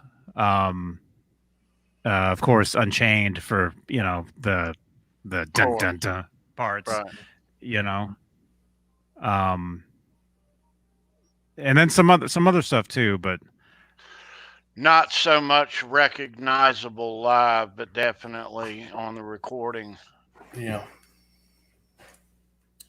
Which we showed the phaser and the flanger when you were gone, but really that was at the beginning. That was really all he used, other than an EQ and Box and Echoplex. Yeah, the phaser, the flanger, the Boss EQ, the Echoplexes, which everybody was using at the time. Andy Summers used them. Stuart Copeland used them on the drums. He had an Echoplex on his mic for his snare. Okay. So he would hit, because they were doing like the real reggae that they were trying to do, their white reggae, whatever, So there's a lot of Police stuff where you hear the snare hit and it echoes. That's a mic with Stewart controlling an Echoplex right there next to him. Oh, You cool. know? Yeah. So fair warning, fair warning goes in to Diver Down. A little bit more chorus. I'm trying to think. I can't think of any songs on Diver Down where he used the flanger or phaser. It's mostly chorus. Yeah, mostly chorus. A lot of chorus. A lot of chorus stuff. And another aspect of that is Diver Down. Most of that is half cover songs, and the production that year for a lot of pop-ish type of albums is chorus, reverb. If you listen to other records by other artists around the same time period, you kind of hear similar effects being used in the production of those records. Because every time you release a record, it really has to have a current production with whatever's going on at the time. Right. Right. And back then, that was what's the word? Not that I'm comparing Diver Down to yacht rock or whatever, if you know what that is. But, the Christopher Cross, the all that stuff. It's very similar. The production is very similar to Diver Down. Fits right into that. It was the latest and greatest at that time. Mm-hmm. Mm-hmm. Mm-hmm. Yeah. That's why when people bag on 0812, the production of your shirt, because that the production of that album is very pop, and during that time, everything had that same sound. Yep. Very bright, very bright sound, not really super bass heavy. Yeah, it's got to fit in on the radio with everything else, and then you also got to think what people are buying, and they're gonna buy kind of what they're into at the time. So for sure, yeah, I agree. Yeah. Mm-hmm. Yeah. Yeah, Mike's bass did get kind of lost there for a few years. Yeah. Yeah. So then we get into 84, and he's still using the Marshall. I would say maybe the gain's up a little bit hotter than Diver Down. Would you say, Johnny? Yes. Yeah. Yeah. Diver Down is really, it's very, it's Diver Down is almost clean with chorus. Mhm. Not so much, not quite like Andy Summers clean with chorus, but there is some dirt there, but it's very, very, very clean, because like I said, man, I wish I could play some of this stuff, but yeah, I have like the guitar tracks to like Little Guitars to Pretty Woman, which is total chorus. That unit you just showed, the DC-30, that's total Pretty Woman tone right there, as far as the tone, as far as the chorus, and then the echo. Actually, that's the unit for little guitars. Yeah. For the main guitar, not the beginning, not the dun dun dun dun. For the dun dun dun dun dun dun dun dun dun. The main guitar, that echo you're hearing, that's from that unit, the DC-30. Oh, it is. Because when I used it, I turned it up and I'm like, that sounds like little guitars. Oh, wow. I guess you're right. The echo, it's a slight echo. Very, it's very, very. It's not. It's it's almost like a very, very slight slap back. Yeah. Right. Right, CK. We lose CK. Christopher's still here. CK. And with the 84 too, what I'm thinking is that was the beginning of what I call butt rock. The spandex rock, the hair metal, and the Van Halen kind of got it going, because everyone was heavy gain Marshall after 84. You know, MTV was going. Van and Halen was yeah. They Van started Halen was kind of part of that, but not. Van Halen was a different level than all of that. They That were like was the all. godfather of it all. That was more like a lower level type of thing. And I'm gonna, if Mancuda sees this, I'm gonna get hell for this on Tuesday. But all those the Motley Crue, the, you know, all these other type of bands, you know, there was Van Halen, and then there was everybody else, Sunset Strip. Yep. You know, that all followed in the footsteps of what Van Halen had done foundation some years, 5 years before. Yeah. You know? Yeah, and when Eddie passed, you heard all these people being interviewed, whether it was Sebastian Bach or Brett Michaels, Vince Neil, all those guys were all talking that Eddie was what got him into this, and he was the best, and he was the godfather, and he started it. And for sure, they followed in his footsteps and took what he had put out there, and they kind of spun it to their own, you know, way of. They sold records, you know. But yeah, Van Halen was the start of all that. Yeah, for sure. You know what happened later on, and then it just got more and more and more until you couldn't tell the difference. Every guitar player, you know, wanted to be Eddie, and if they didn't want to be Eddie, they wanted to be, you know, Jimmy Page. You know, they were making big noise back early, but we all saw what MTV did to a lot of bands, but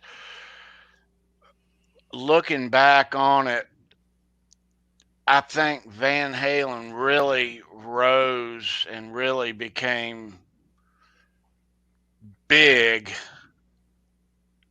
in the field in 81, Fair Warning. That's when they were like, this is ours, and everybody else is under us, and they just kept on going from there. Yeah. You know. But that's when I think that you looked around and who let the dogs out? Sorry, guys. You looked around and they were not jump big yet, but they were the big kids on the block even then. They were, and everybody knew it too. Everybody knew it, you know. Yeah, Jump, Panama, and Hot for Teacher were quick, 1 year, year and a half, big videos, and then it was almost like they laid the carpet out for everyone else. You know, they didn't even do any videos until OU812 again. Their popularity really wasn't all there during the first couple of records and tours. Even in 1980, it wasn't huge. But once 81 got here, they... Well, look at that stage setup for Fair Warning. Yeah. Look at that. Massive. Yeah. You were there, right? Oh, yeah. Massive. But then they got on, they had those live clips on MTV in the infancy of MTV. And with the media available at the time and the popularity of rock music at the time, they pulled ahead and they were the kings from 81 on, you know. Yeah. Yeah. Well, hey, Tony, it's 8:45. You want to do another unboxing? Sure. It's Christmas in your house. Hey, Brad. Hey, Brad. What's up, mate? Brad had a big show Brad Cook, what's up, dude? Saturday night in Australia. You guys check him out. He plays a mean slash. Oh yeah, Have you seen him, Johnny? I saw that picture you guys were showing of Yeah. him on stage. Yeah, Yeah. Awesome. Yeah. But yeah, he's back playing a little bit more, which is cool. That's a good sign. Oh, that's awesome, man. Yeah. Nice to see you, Brad.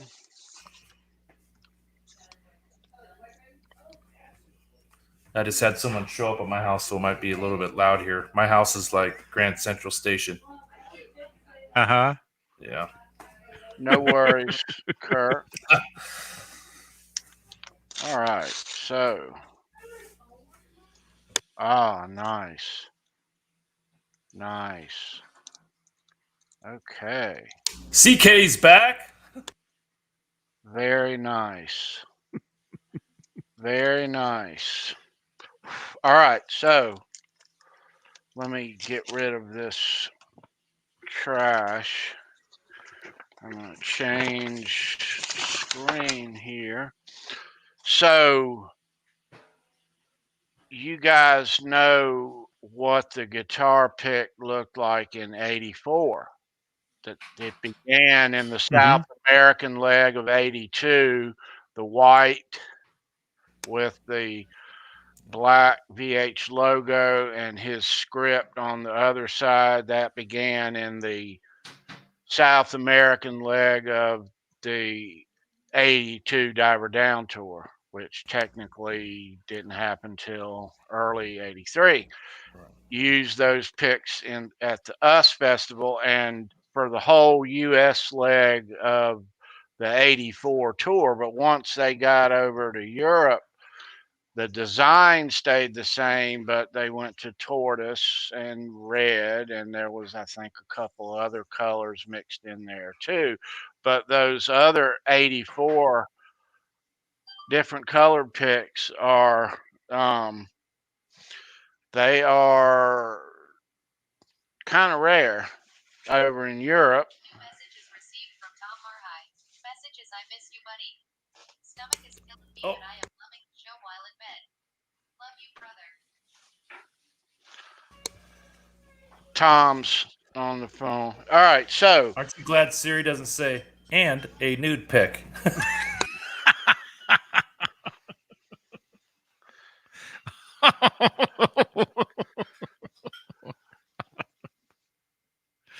years ago, I was at my mom's house, and I didn't get an awful text message, but I got a flirty type of message, we'll say. And my mom says, "What did she say?" And I'll leave it at that. It's All over right. your head, over your head, Mom. So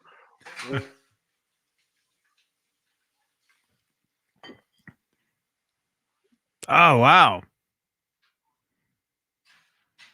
Wow. Wow, so that's an '84 red pick. this wasn't introduced until they got overseas late in '84. Never seen that before. Thin I've gauge. I've seen the tortoise ones. My buddy Michael, he used to hang out with Eddie at the NAMM shows. Eddie would give him picks, and so I was at Michael's place, and I saw some '84 tortoise picks. I've seen those in person. Yeah.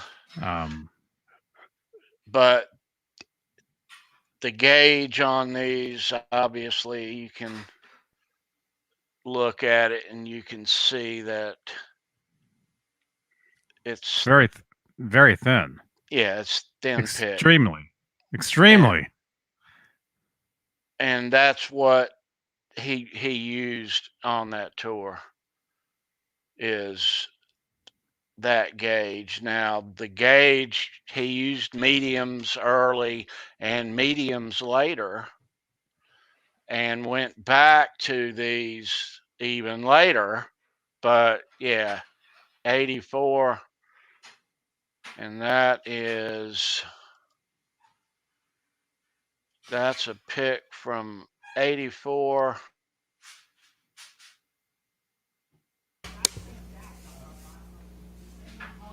Oh, we lost him. You there, Tony? Johnny, you there?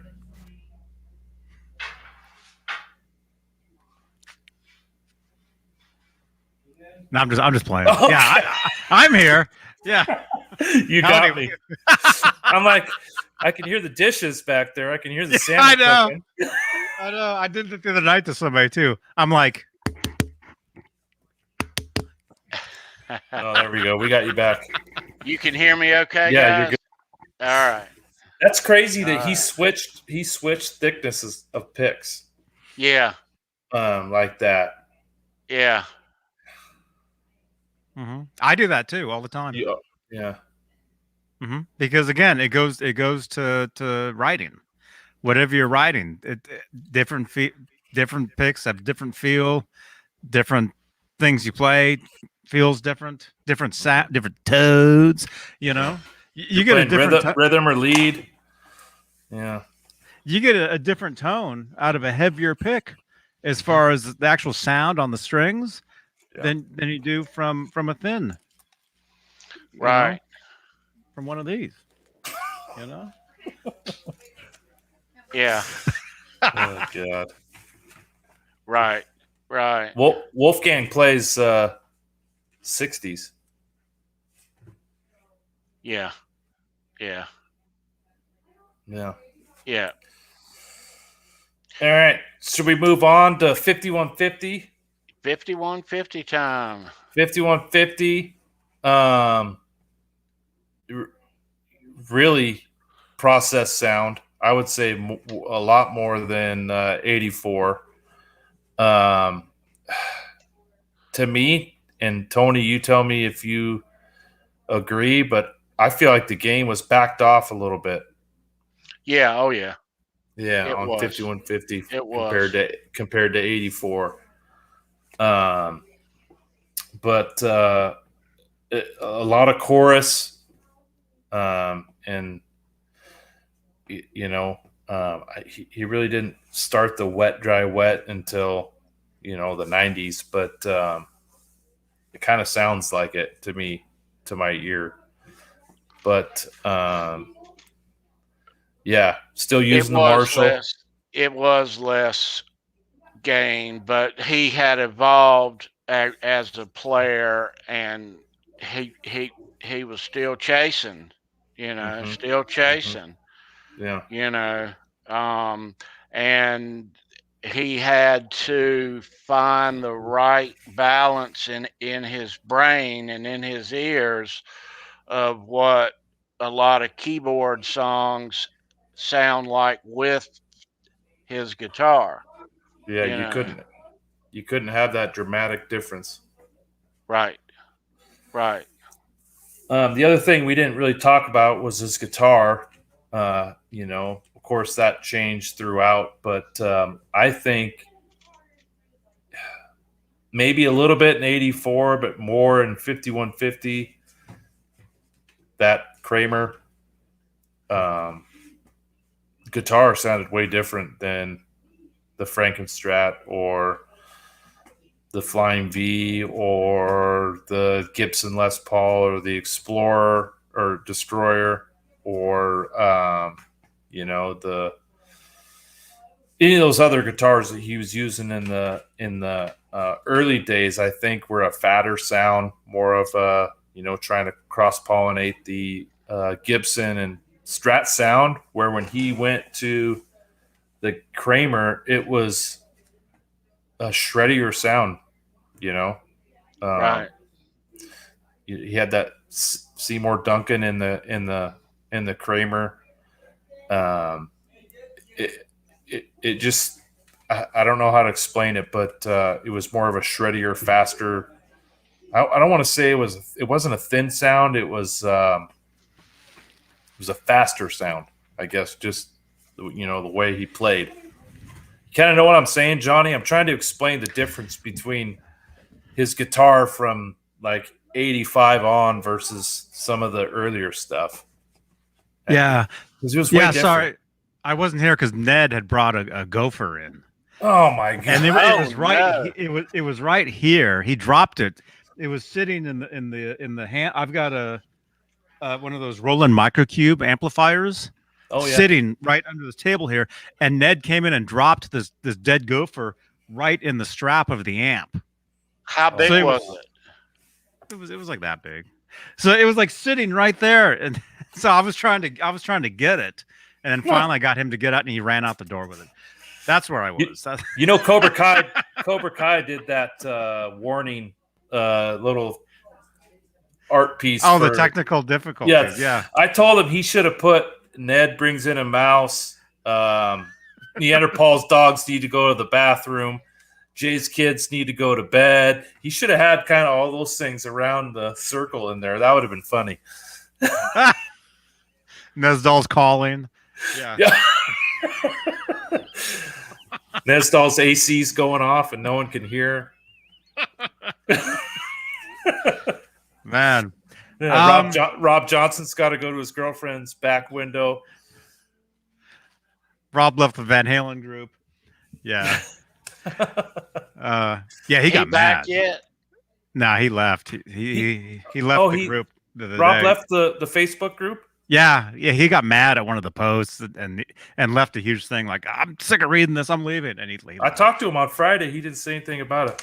Oh, I don't think he realizes that was my group. I don't know if he knows.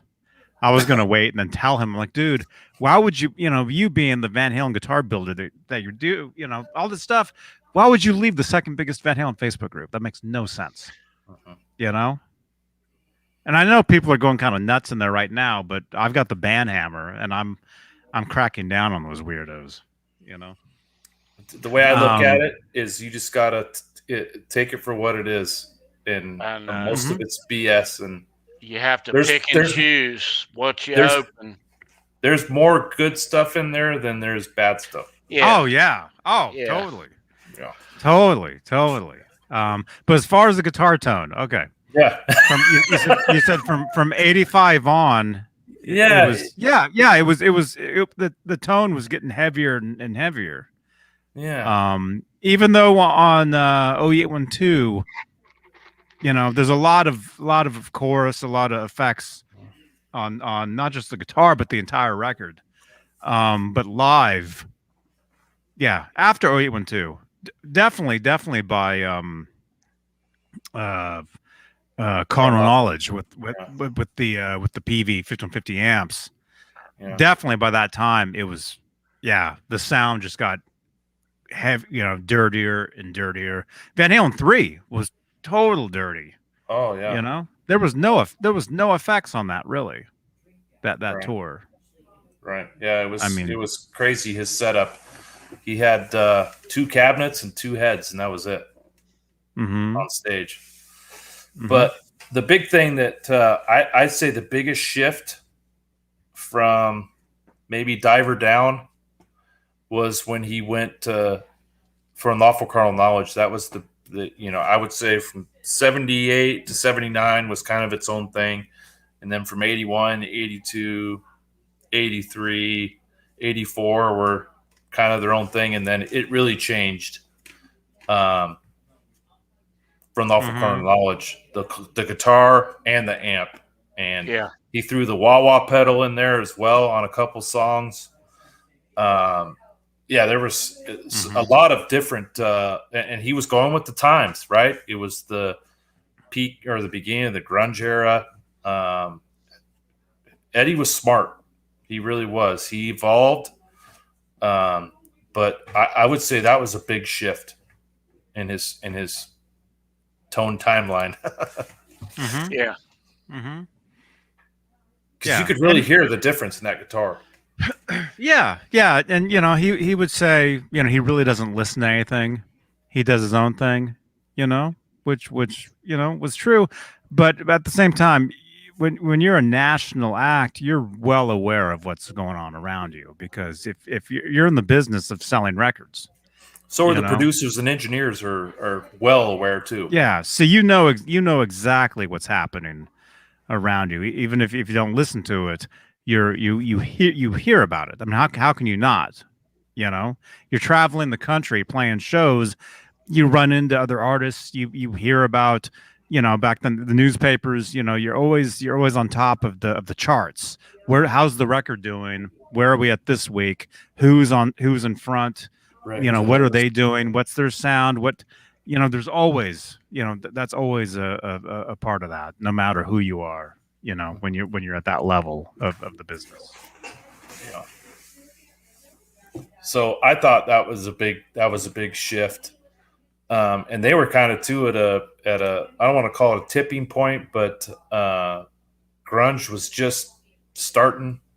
I grew up in the Pacific Northwest, so it was, I've said on a few other shows, I was kind of an outcast because I was walking around in middle school with, the Van Halen t-shirts, and, right now youth is king and everyone else is wearing Soundgarden, Toad the Wet Sprocket, Pearl Jam, all that stuff.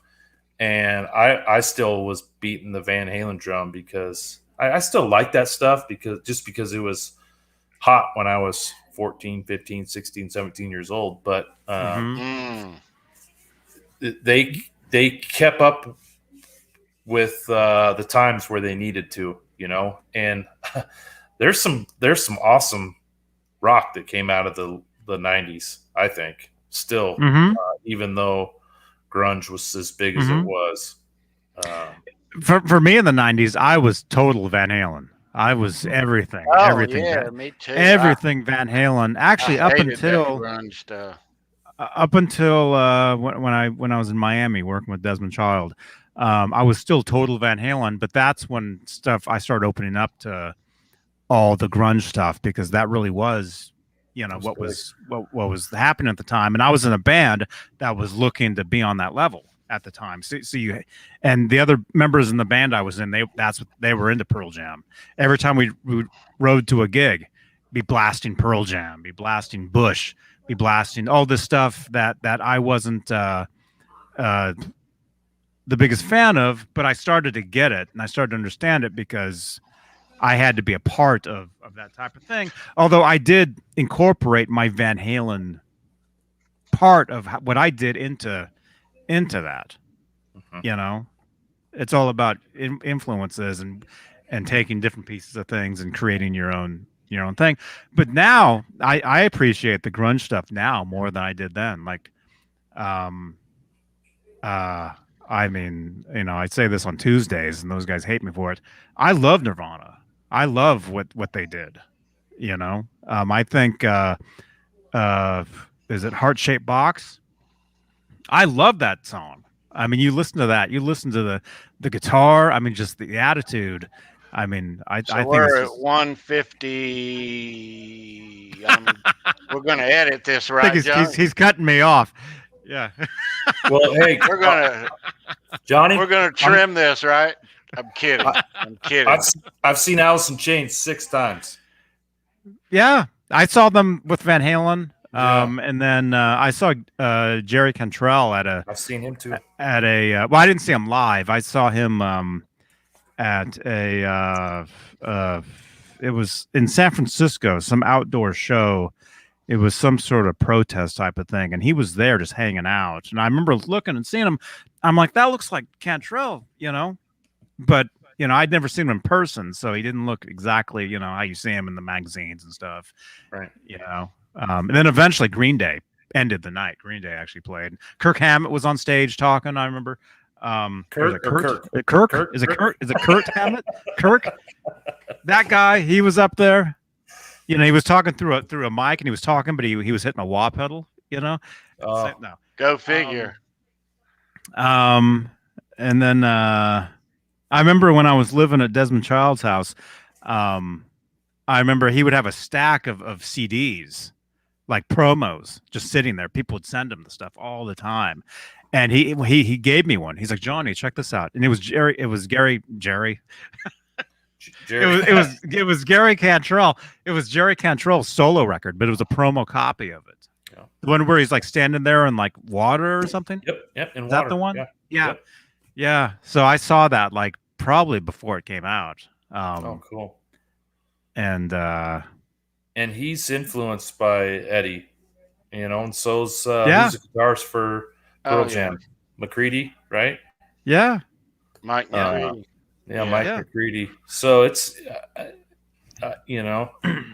If you look at grunge, though, and this may be a stretch, but looking at what happened to rock music in the 80s, starting with Van Halen in the early 80s, and what hard rock music became, and there were so many clones that by the late 80s, the whole world was sick of all these clones. It got overpopulated with these rock bands that came out of a Van Halen seed. yeah, it was And all Aquanet and It when it Leather. just caved in, and grunge was there waiting, so indirectly Van Halen had a lot to do with what happened at the end of the 80s. Mhm. Yeah. Yeah. There were so many, guys that played like Eddie, that wanted to be David Lee Roth and looked like David Lee Roth. It makes me sick. That stuff really. And good night, Sandra. Good night, Sandra. Good night, Sandra. Thank you. There's this band. I mean, I've said this. Were they from Australia? Who's from Australia here? Is that Brad? Brad is. Brad, do you remember? Was there a band called Roxy? Animals? Is it Roxy Blue? Is it Roxy Blue? Maybe he knows them. So maybe I shouldn't say this. But there was this band. I remember this was right at the very end before the grunge thing happened. There was this rock band, and the guitar player was jumping around like Eddie, doing all the faces in the camera. And I remember when I saw that, I'm like, this is it's over. It's over because you can only take it. It can only get to a certain point where the clones pop out, and it's great. Everybody wants to be, their hero. I mean that's great, but it's. I mean, what Tony was just saying, you can only take it so far until it's just a rehash of the same thing. Every song sounds the same. Every band looks the same. They're all acting the same. Oh, here's the solo. It has tapping. Oh, that sounds just like 20 other things I just heard, where there's no difference. And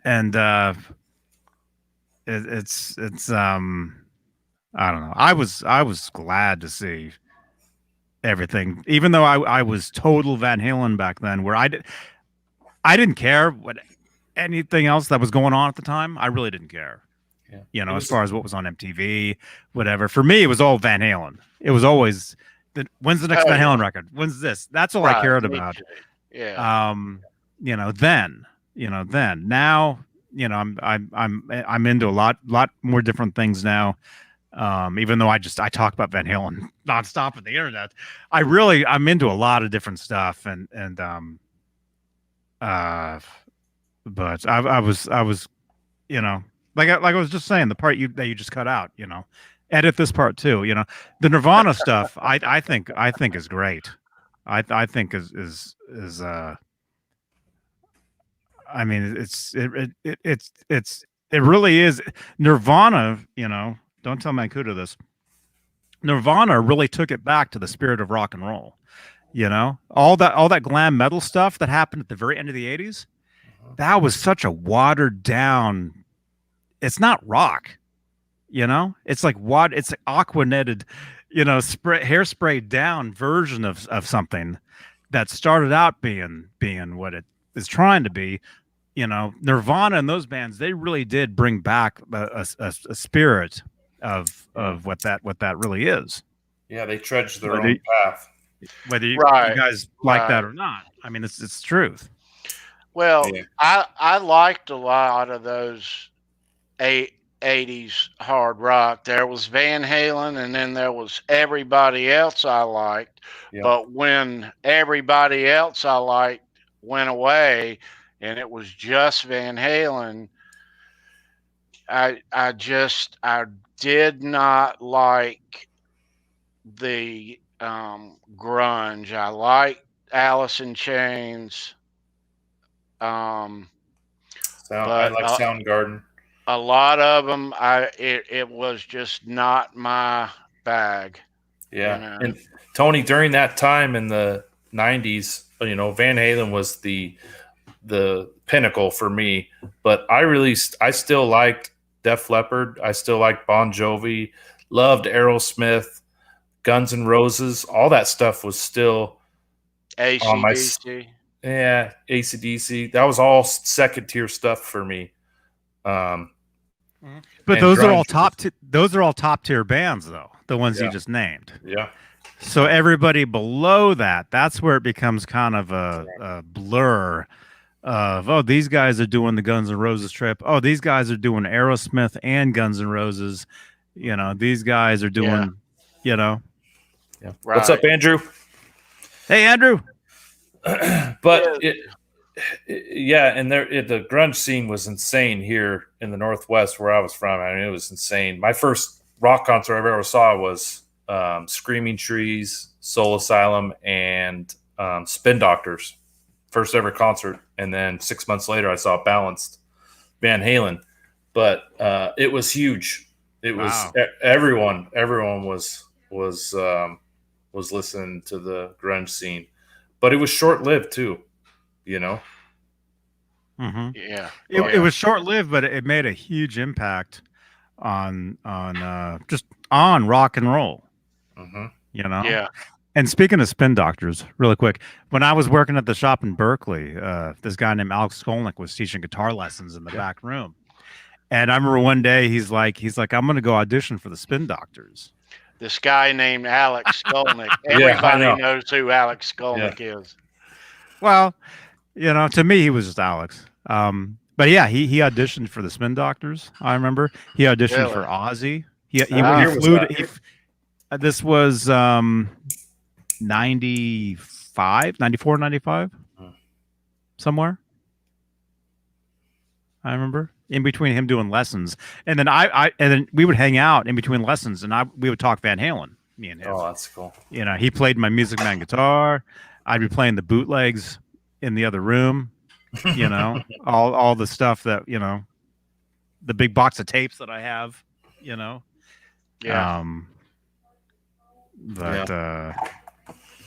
Yeah. So Eddie's sound, back to his sound, obviously the Balanced era totally changed. What's your guys' opinion as to why it evolved that way? Do you think it was because of the grunge scene? I think Eddie trudged ahead with his chase of tone. He was in his own little world, and I think it would have been that way no matter what the landscape was around him. I think that's just where he was at the time. Mm-hmm. Balance. Are we talking Balance? Yeah. Balance does have a very grunge thing to it, as far as the look, as far as their look. Yeah. And the guitar, like Don't Tell Me What Love Can Do, has a very grunge feel to it. And that song was about Kurt Cobain, right? Lyrically.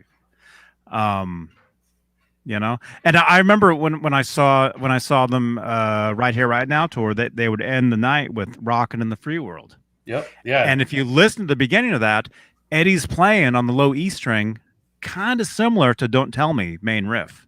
And he's going dun dun dun dun dun dun dun dun dun. Yeah.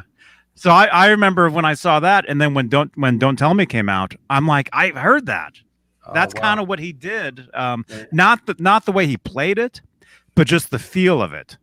Because it's just E. It's E. What is it? Done E. D A is it or Yeah. D A and then it goes G. Yeah, rocking the free will. Neil Young. Yeah. Neil Young, grandfather of grunge. Yeah. Yeah. Yeah, but there is a very grungy aspect to Balance, all the way around, and again that's because that was the thing, and then that's why after that it was different again because grunge was gone. Yeah, So rumor has it that Eddie got the wet, dry, wet setup from Steve Lukather. You guys heard that? Yeah. No. I didn't hear that, but I can believe that because Luke is a studio musician, and that sounds like a total studio thing. Mm-hmm. We were hearing Rob speak about that on an afternoon on his channel. Yeah, Rob Johnson. Yeah, Johnson. Yeah, so apparently Steve kind of introduced Eddie to that wet, dry, wet mix, which is obviously all over Balanced, but and Johnny, you didn't see the 98 tour with Van Halen 3. It was raw. I didn't see it in person, but I saw it on VHS. Okay. Because when I got home from Florida, when I came back here, I had the VHS tapes of Concord, which would have been the show I would have been at if I was here, Concord, California, and then the Japan show, like the shows that our friend Mully, Sergeant there's a salmon. There you go, salmon, broccoli, and beets. What is that? Salad. Welcome, Zachary. Purple sweet potatoes. Oh, nice. Tony, so you saw Van Halen 3 tour early in the tour? Yeah.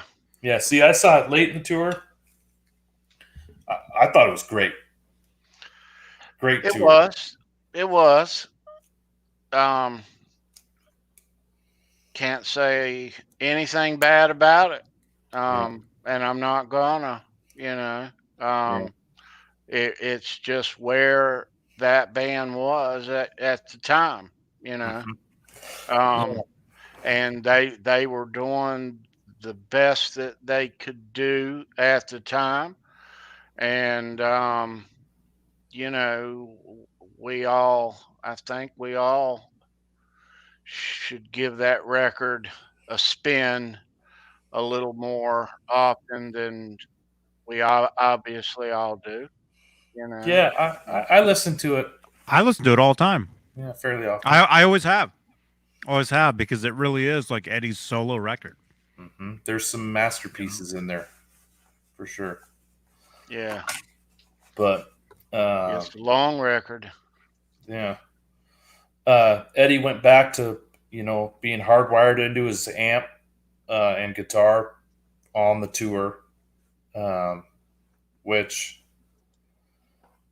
I don't play live, so I don't know the difference of having that. I can't remember what Johnny called it. The delay in between. What'd you call that with wireless? The wireless? Yeah. There definitely was. I mean, the technology is getting better and better, but with a wireless unit, there can be a slight delay in the time you hit the string and the time you hear it. Yeah. I mean, it can be slight enough to where you feel it while you're playing. It's happened to me, because I used to use one, where you're playing and it's like you're on beat with the drums, but what you're hearing isn't what you're actually doing. Yeah. And it all depends on how fresh the battery is, where you're at, what kind of venue you're at, how far away you are from the receiver. Cell towers. Cell towers. And at the end of the day, it's just another problem, so just use a cable. Yeah. And just another problem, I think he thought too that he lost some tone through the air. Yeah. Yeah. Yeah. Definitely. definitely. And you don't just lose it. It adds noise. It adds noise to your signal. Yeah. Because you turn a certain way and you hear like remember Spinal Tap where the guy's playing and they're getting the radios through his interference. That happens. I used to do rehearsals at this place called Soundwave in Oakland, and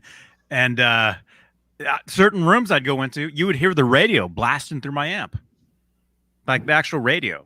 Oh my god! And a lot of times it was in Chinese, so you'd hear like some Chinese radio station. Because I live in the San Francisco Bay Area, so there's probably some Chinese station or something. Crazy. Be blasting through my amp because I'm using a wireless. Oh my god! So you get rid of it. Yeah. So that for me, I think he dried up his signal a little bit in that album. There was a little bit more gain, I would say. But it was real simple. He didn't have a lot of processed guitar sound of that. Mm-hmm. A lot of clean too. He did a lot of clean stuff on that record. Mm-hmm. Yep. And I just watched video, and I'm getting ahead now, but when I saw Van Halen in 2004, the reunion tour in Seattle, he did his solo. A majority of it he did clean. The only stuff he did on the Dirty Channel was the Eruption stuff. Everything else was clean. And I don't know what I remember Rob saying in the 2004 tour, he was doing the sustainer stuff and messing with the whammy bar and the sustainer most of the time. In Seattle, he didn't do that at all. He played one guitar pretty much the whole show, but during his solo, he was on the clean channel most of the time, which I thought was really cool. So, any of you guys are interested in checking it out, just go Seattle Key Arena. I think it was December 2nd, 2004. Watch Eddie's solo. I was at that show. Oh, it's up YouTube, huh? Yeah. Nice. But there again, he's changing things. Always changing it. Yeah. Each time I watch that shows off of that tour, the thought that comes, he wrestled his chord the whole tour. Just the whole tour. That's what I remember is this. Yep. He also grabbed a drumstick from Alex and played part of his solo with the drumstick. You guys ever seen him do that? Mm-mm. That was in like 07. Oh, he did it in 07 too? Mm-hmm. 07, 08. He did that as well. Maybe I am thinking of 07. The first Roth tour, right? Yeah, maybe I'm getting it mixed up now. Yeah, he's playing like an Off-White Wolfgang. Yep. Yeah.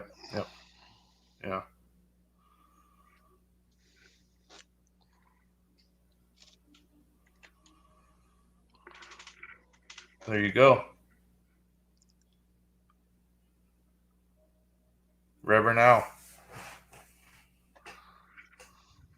Tony, I know you showed that on a show. Did you get that? At a show? No. Okay, you bought it. And then really, we go quite a bit of time throughout with Best of Both Worlds, but really Different Kind of Truth is kind of the end of the road here with his tone change, really gainy. I can't remember what song on the Different Kind of Truth where at the very end he plays the gains just like at like 10. And it's just really, really deep growl guitar riff. Nothing I have ever heard him do before, but he did on that album. I can't remember what song it is. But yeah, he really got a deep high gain on that album too, I would say. Kind of wrapping it up. Which I think he uses Marshall as well on that, a few songs on that album.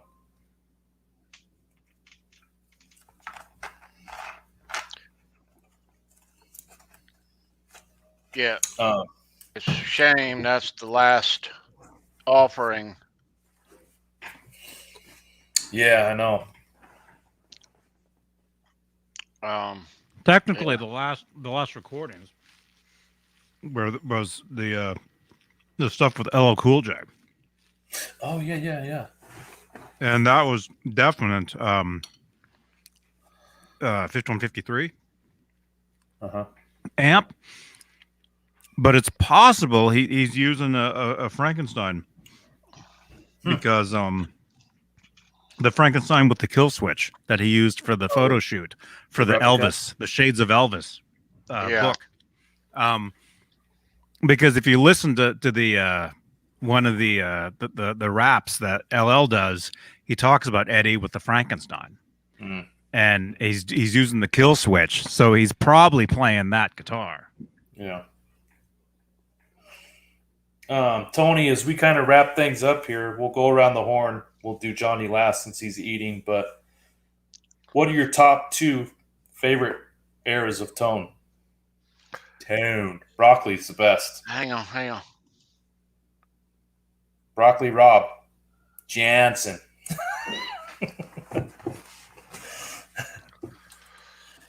Is that fair? Fair? Two eras? Is that fair? I would Instead of trying to say just one. I would say my number one has got to be 81, 82 Fair Warning Diver Down. That what he captured there to me is just golden. Mm-hmm. And number 2 would have to be, and this is probably more so his style and the music and the songs that they were playing at the time, but Van Halen 1 right out of the gate, you know. I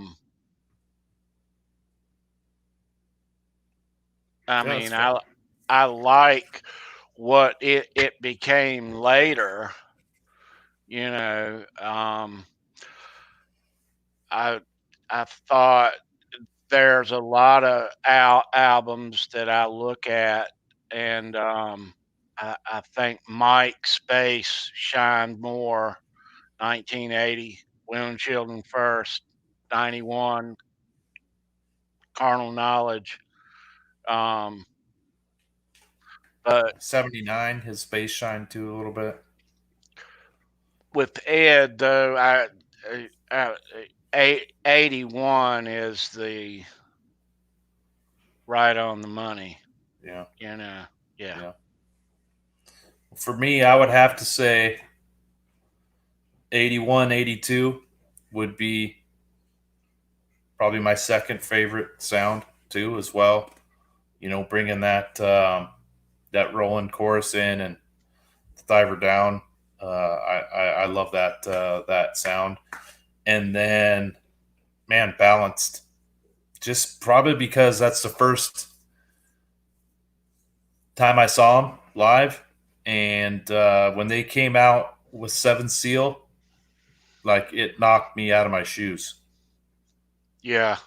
I really think it has a lot to do with the fact that that was the first time I saw them live. And all the records that I've listened to, seen them live, it was like, okay, this is real, you know? So Balance is probably be my favorite era of sound.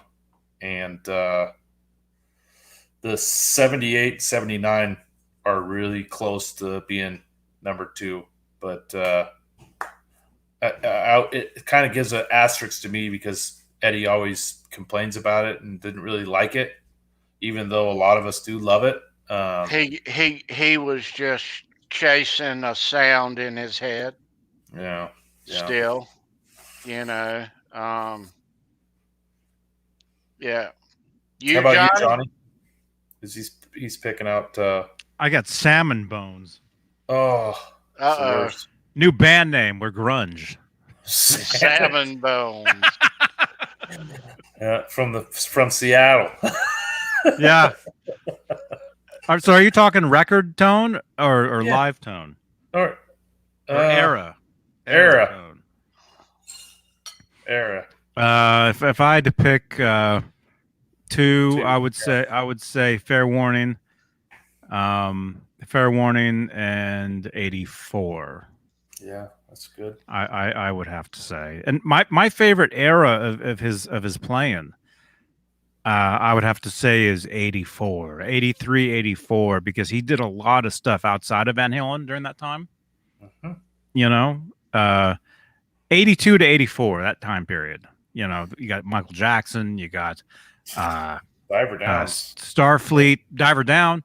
You got that. You got just all this different stuff he did back then. The soundtracks, Seduction of Gina, Wildlife. Excuse me. You get all this stuff in that short time period, and there's really something about his playing then that I just there's some sort of that's definitely like the top of the Roth era as far as his style, his playing. He was moving a million miles an hour back then and doing he probably didn't turn anything down, and he was doing everything. You know, they were one of the biggest rock bands on the planet by then. You know, right. So Brad Cook says from Lawful Carnal Knowledge and then Balance for him. Hal Face, he likes Diver Down. Van Halen 2 and then Diver Down. Who else we got? Anyone else chime in? Yeah, chime in, guys. I love hearing what your favorite is. Tony, you want to unbox? You have one more thing? Yeah. I know we're getting down to the wire, aren't we? Yeah. Let's see here. Where is it? Okay. All right. Yeah, for Unlawful Carnal Knowledge, Brad, it's a great sound too. That is a great sound. And a great mix too. Yep, they needed that record. They needed that record. Yeah. All right, this you're gonna like this. All right. Another Van Halen shirt. Your mailman doesn't like this. Male lady. Sorry, male lady. She's always dropping stuff off. Male person. Male. Wouldn't that make your mailman a female man? Yeah. Oh.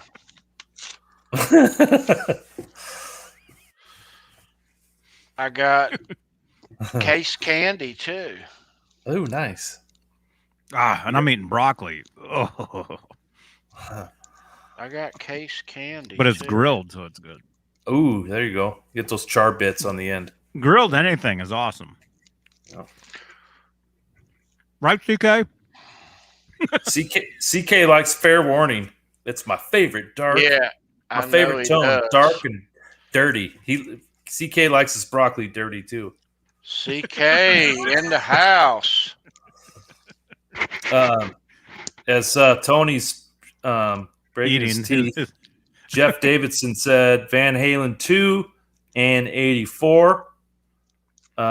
Christopher said Women and Children First. Lots of acoustic. Yes, correct. It was awesome hearing the acoustic stuff on that album. Mike Rogers loves Women and Children First. Wow, Johnny, we got a lot of Women and Children First. Yeah, I love that's your favorite. That's your favorite. That's one of them. I really don't have a favorite. Yeah, mine changes too. But you know, when you join Van Halen links, you know, you kind of have to put like your favorite record or something. I think they ask you, or there's like a thing. Yep. And I put Women and Children, like however many 12 years ago, however long it's been since I've been on there. You know. Yeah. Maybe this person knew it was me who he was mailing this stuff to. Oh, that's the case candy. Yeah, I didn't know this was gonna be in there. That's cool. Did you guys? Ned loves grilled gopher. Yuck. We'll take the case candy, though. All right. I've never seen the those 84 picks before. I know They're custom tribute made. picks. Yeah. Yeah. I think Johnny mailed me a few a year or two back. So check this out. So we remember all the talk about the 2019 stadium tour that never Kitchen happened. sink. The kitchen Yeah, sink. the kitchen sink tour. And Roth dropped a few hints about opening acts and not co-headliners, but other acts on the bill and venues, etc., etc. But check this shirt out. Check this shirt out. Check I'm out glad this he said shirt. I'm glad he said shirt. Azoff Company presents Van Halen. Dude, look at this shirt. You're shirting me. No shirt. You're shirting right. Mammoth, Eric Church. I've seen Eric Church. He's great live. Anyone who hasn't seen him, he's awesome. Foo Fighters, Metallica, June 5th, 2019, Yankee Stadium. And this is the back. Oh, cool. Local crew. Eric Church, Mammoth. Wow. Someone put some time into that thing. Is that Azoff logo legit? I don't know. Copyright? Yes. There you go. Tony, how many T-shirts do you have? Van Halen T-shirts. All of them. Yeah. All the tours and all the good other ones. I don't know, about 80 maybe. Holy smokes. That's insane. Yeah. Why not? Cobra Kai says Eric Church is awesome. Speaking of shirts and speaking of Cobra Kai, how do I get one of those May the Tone Be With You shirts? That's the Van Halen shirt I want. All right, I'll message him in the Discord. XL. He's right there.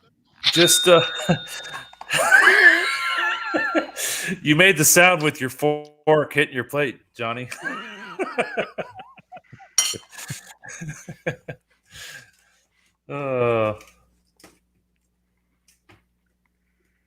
Andrew, you must be lurking. He's working. Andrew and I are going to do a midweek show on Tuesday. I think Tuesday. We got to figure it out because we can't do. I'm going to be out of town for Memorial Weekend, so we'll be doing a show I think on Tuesday. But on what? I think we're going to talk about Mammoth. Talk a little bit about Brad's Ernie Ball music band since he hasn't really got to show it off much, and maybe talk a little bit about the guitar market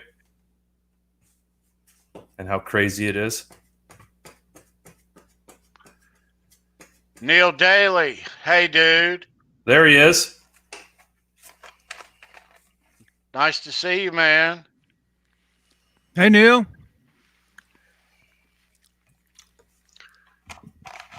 But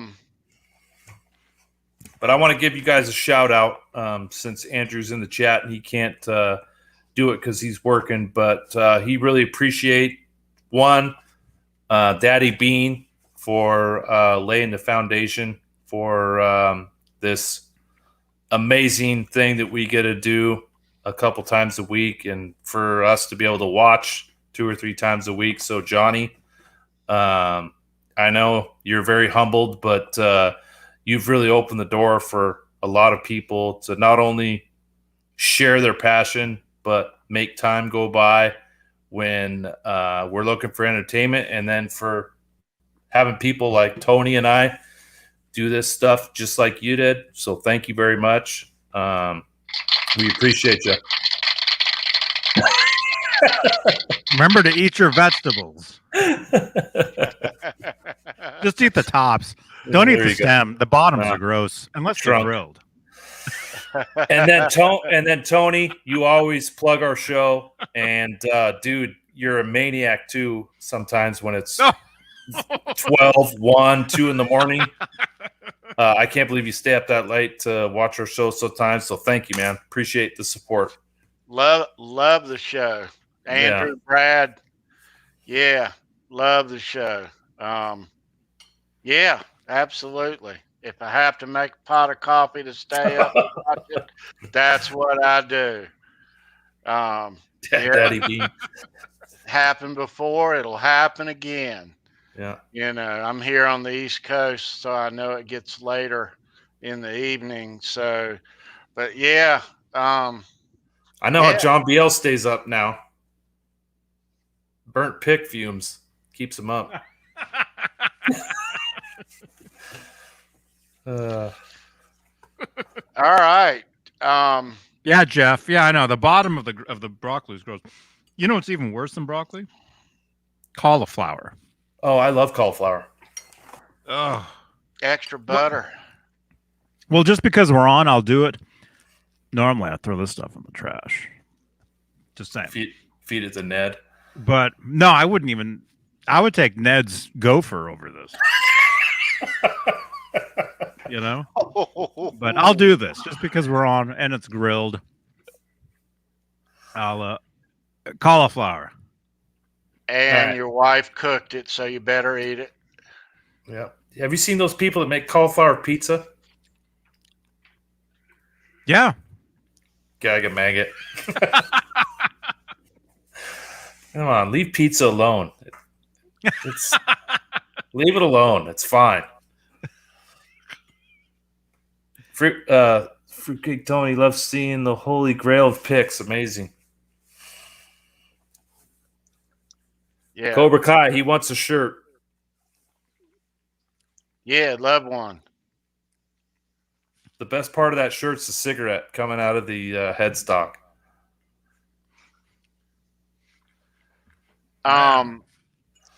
Let me give you guys a heads up on what's going to happen here next Sunday night. Yeah, let's hear it. So, we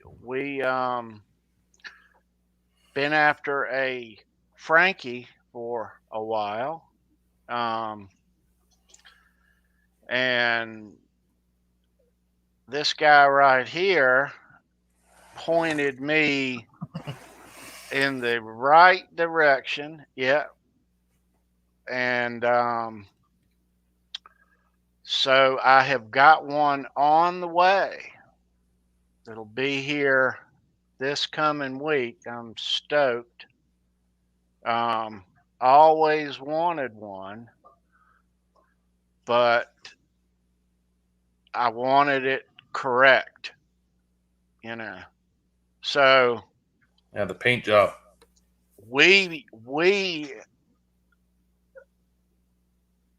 I met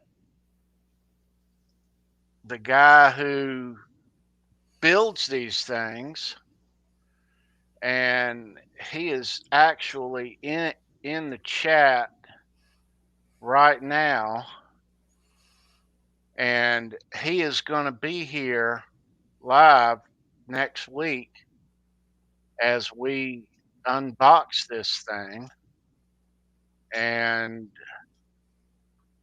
we're going to go over this thing with a fine-tooth comb. We're going to get to know Neil and his work. We won't tell you who it is. You sure he's not going to pop out of the box?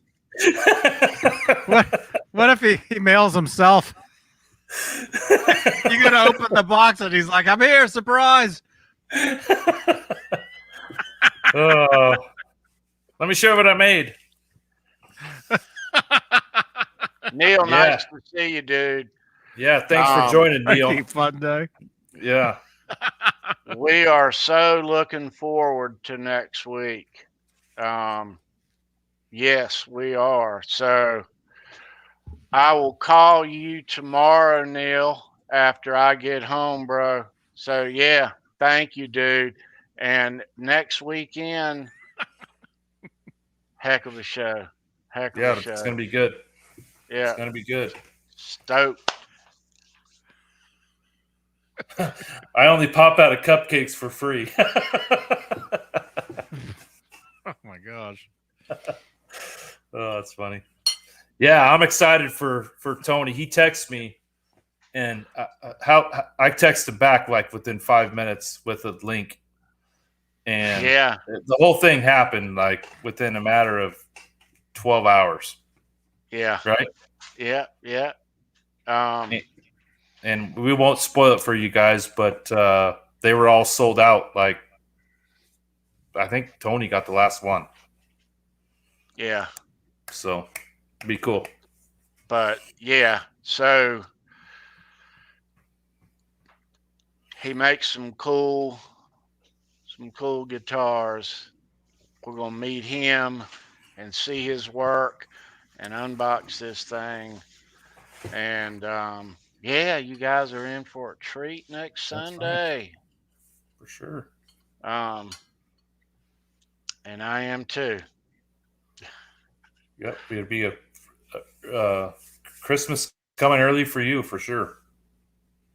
Yeah, my goodness. Yeah. But Awesome.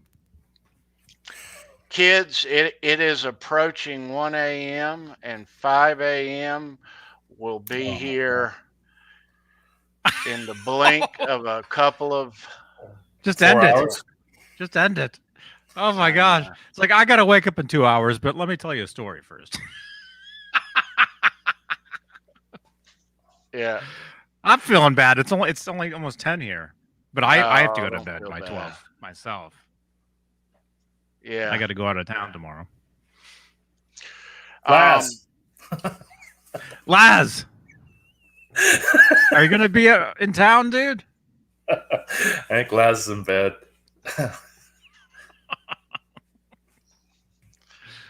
All right, kids. We Yeah. appreciate you being here. Leave a thumbs up on your way out. Subscribe if you're not subscribed already.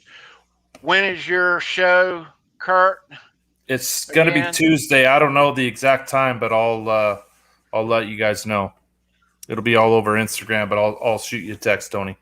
Tuesday. Okay. British Electric Blues, Andrew, Brad, and Kurt. Johnny will be on, what's today, Sunday?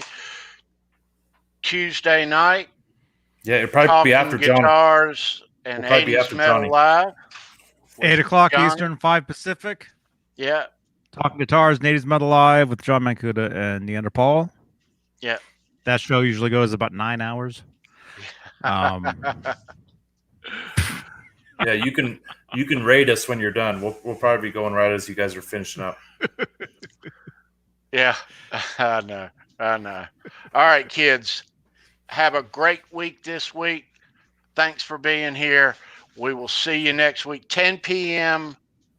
Eastern, Halenville Live, right here next week. Neil Daly. See ya.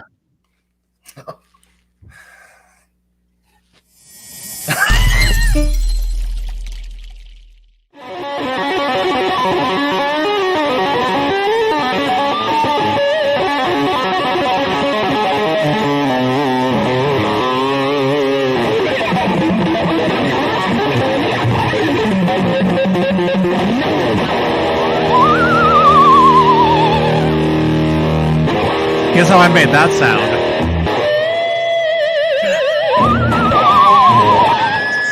With the whistle.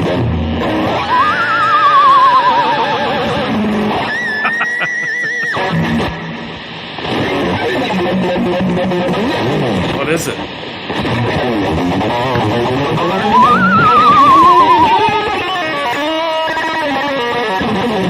I think it's a ghost. See, that's the Echoplex right there. Oh, right. And those pictures are photoshopped. Did we lose Tony? I don't know. See, that's the Echoplex right there. I'm turning the knob. Was it really? Yeah. What are you putting in front of it? Oh. Johnny B. Duck Hop. Oh, that's funny. No, I'm just turning the knobs. Yeah, I'm just turning. It just repeats and repeats and repeats, and you turn the knob, you speed it up, and you slow it down, and it becomes like percussive. Yeah. Look at that car. All right.